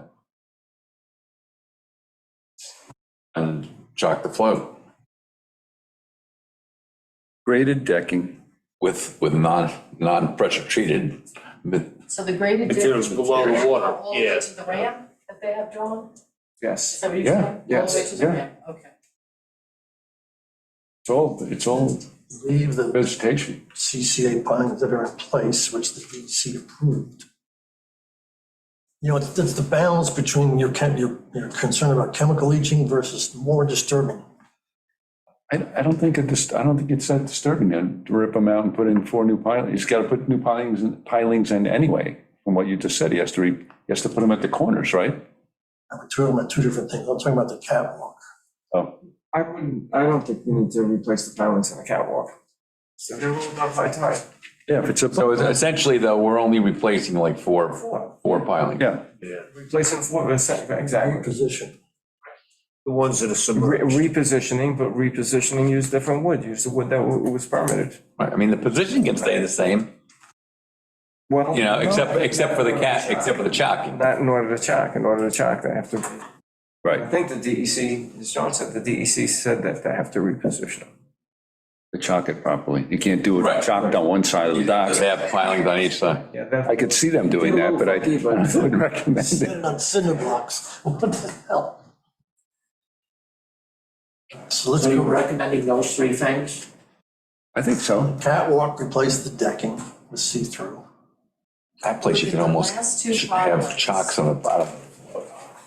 That's what I thought it meant. I meant. Most of the time, it means there's a piling and a piling, and you got something like going Last across. pilings on the You know, but, you know, when there's no wave action, you could actually Last two, this is the. put it like spuds.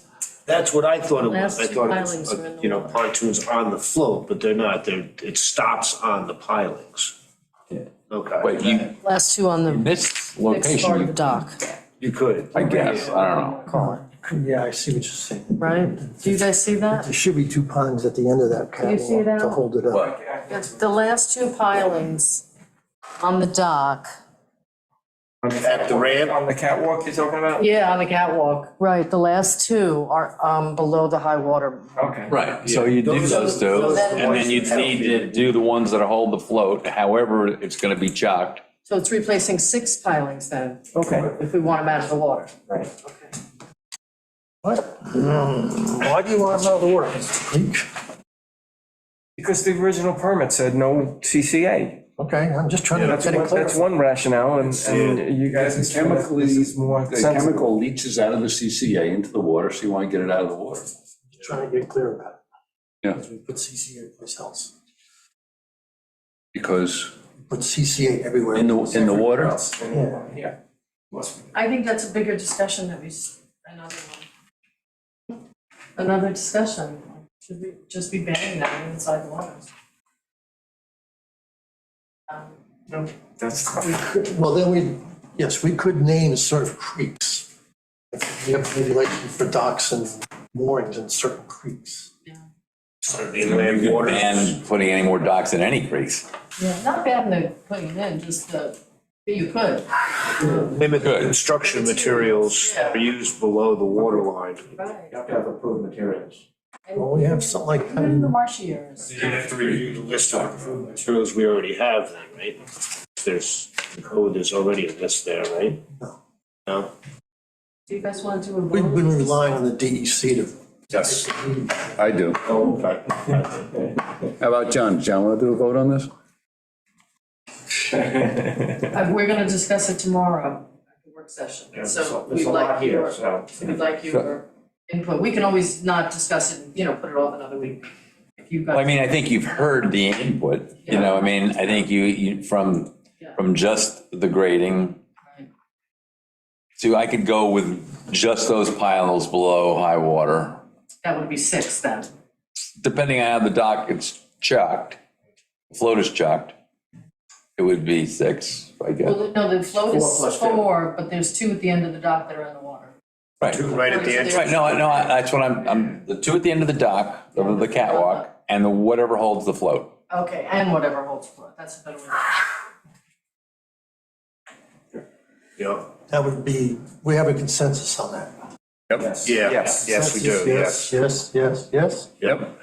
The DEC, they're gonna come back to you and say, well, why are you doing this? The DEC just approved all this. We already explained to them at the town board meeting why.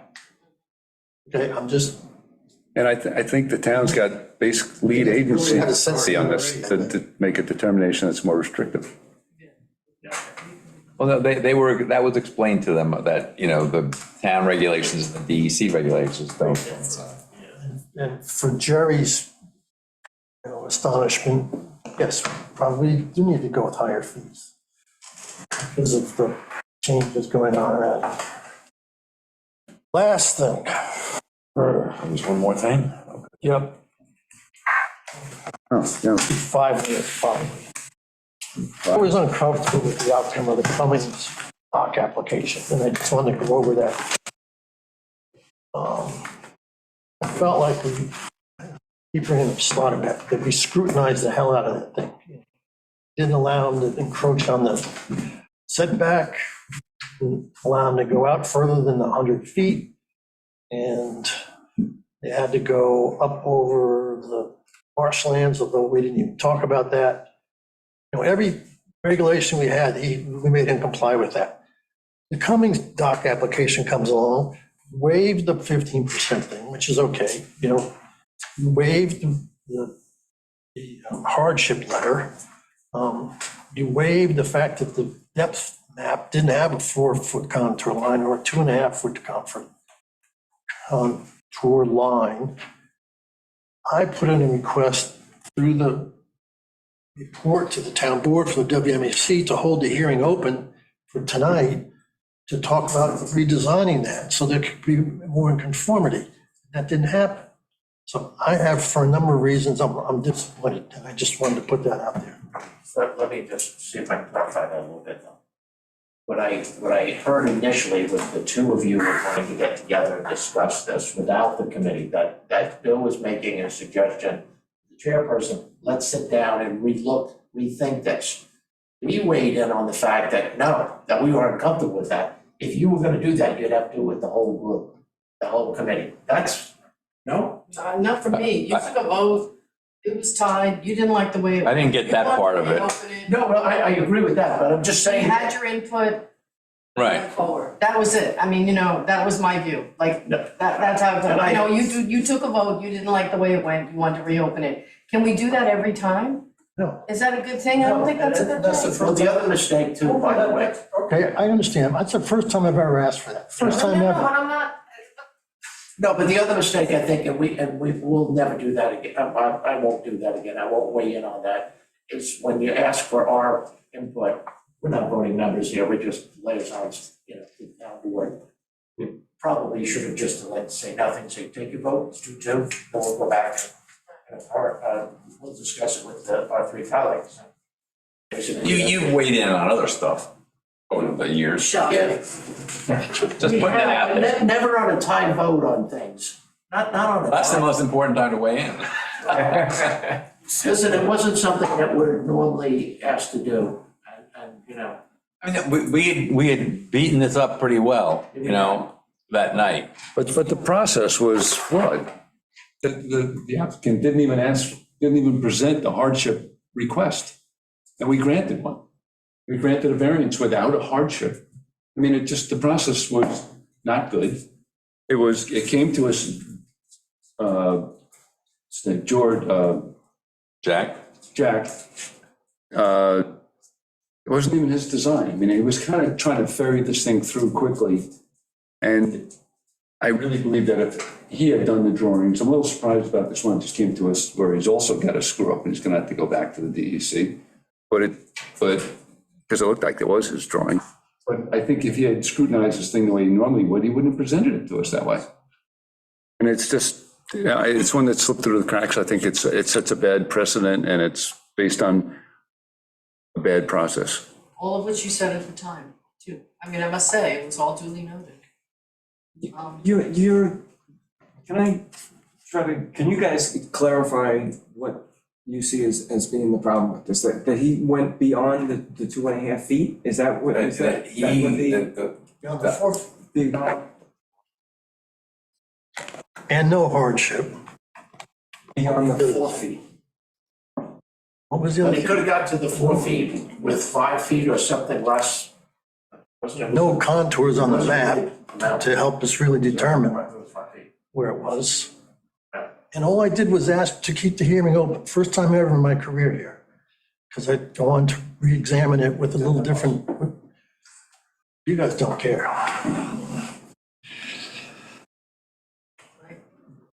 I mean, we just, came with our positions, we told you, you can keep beating us up with your position.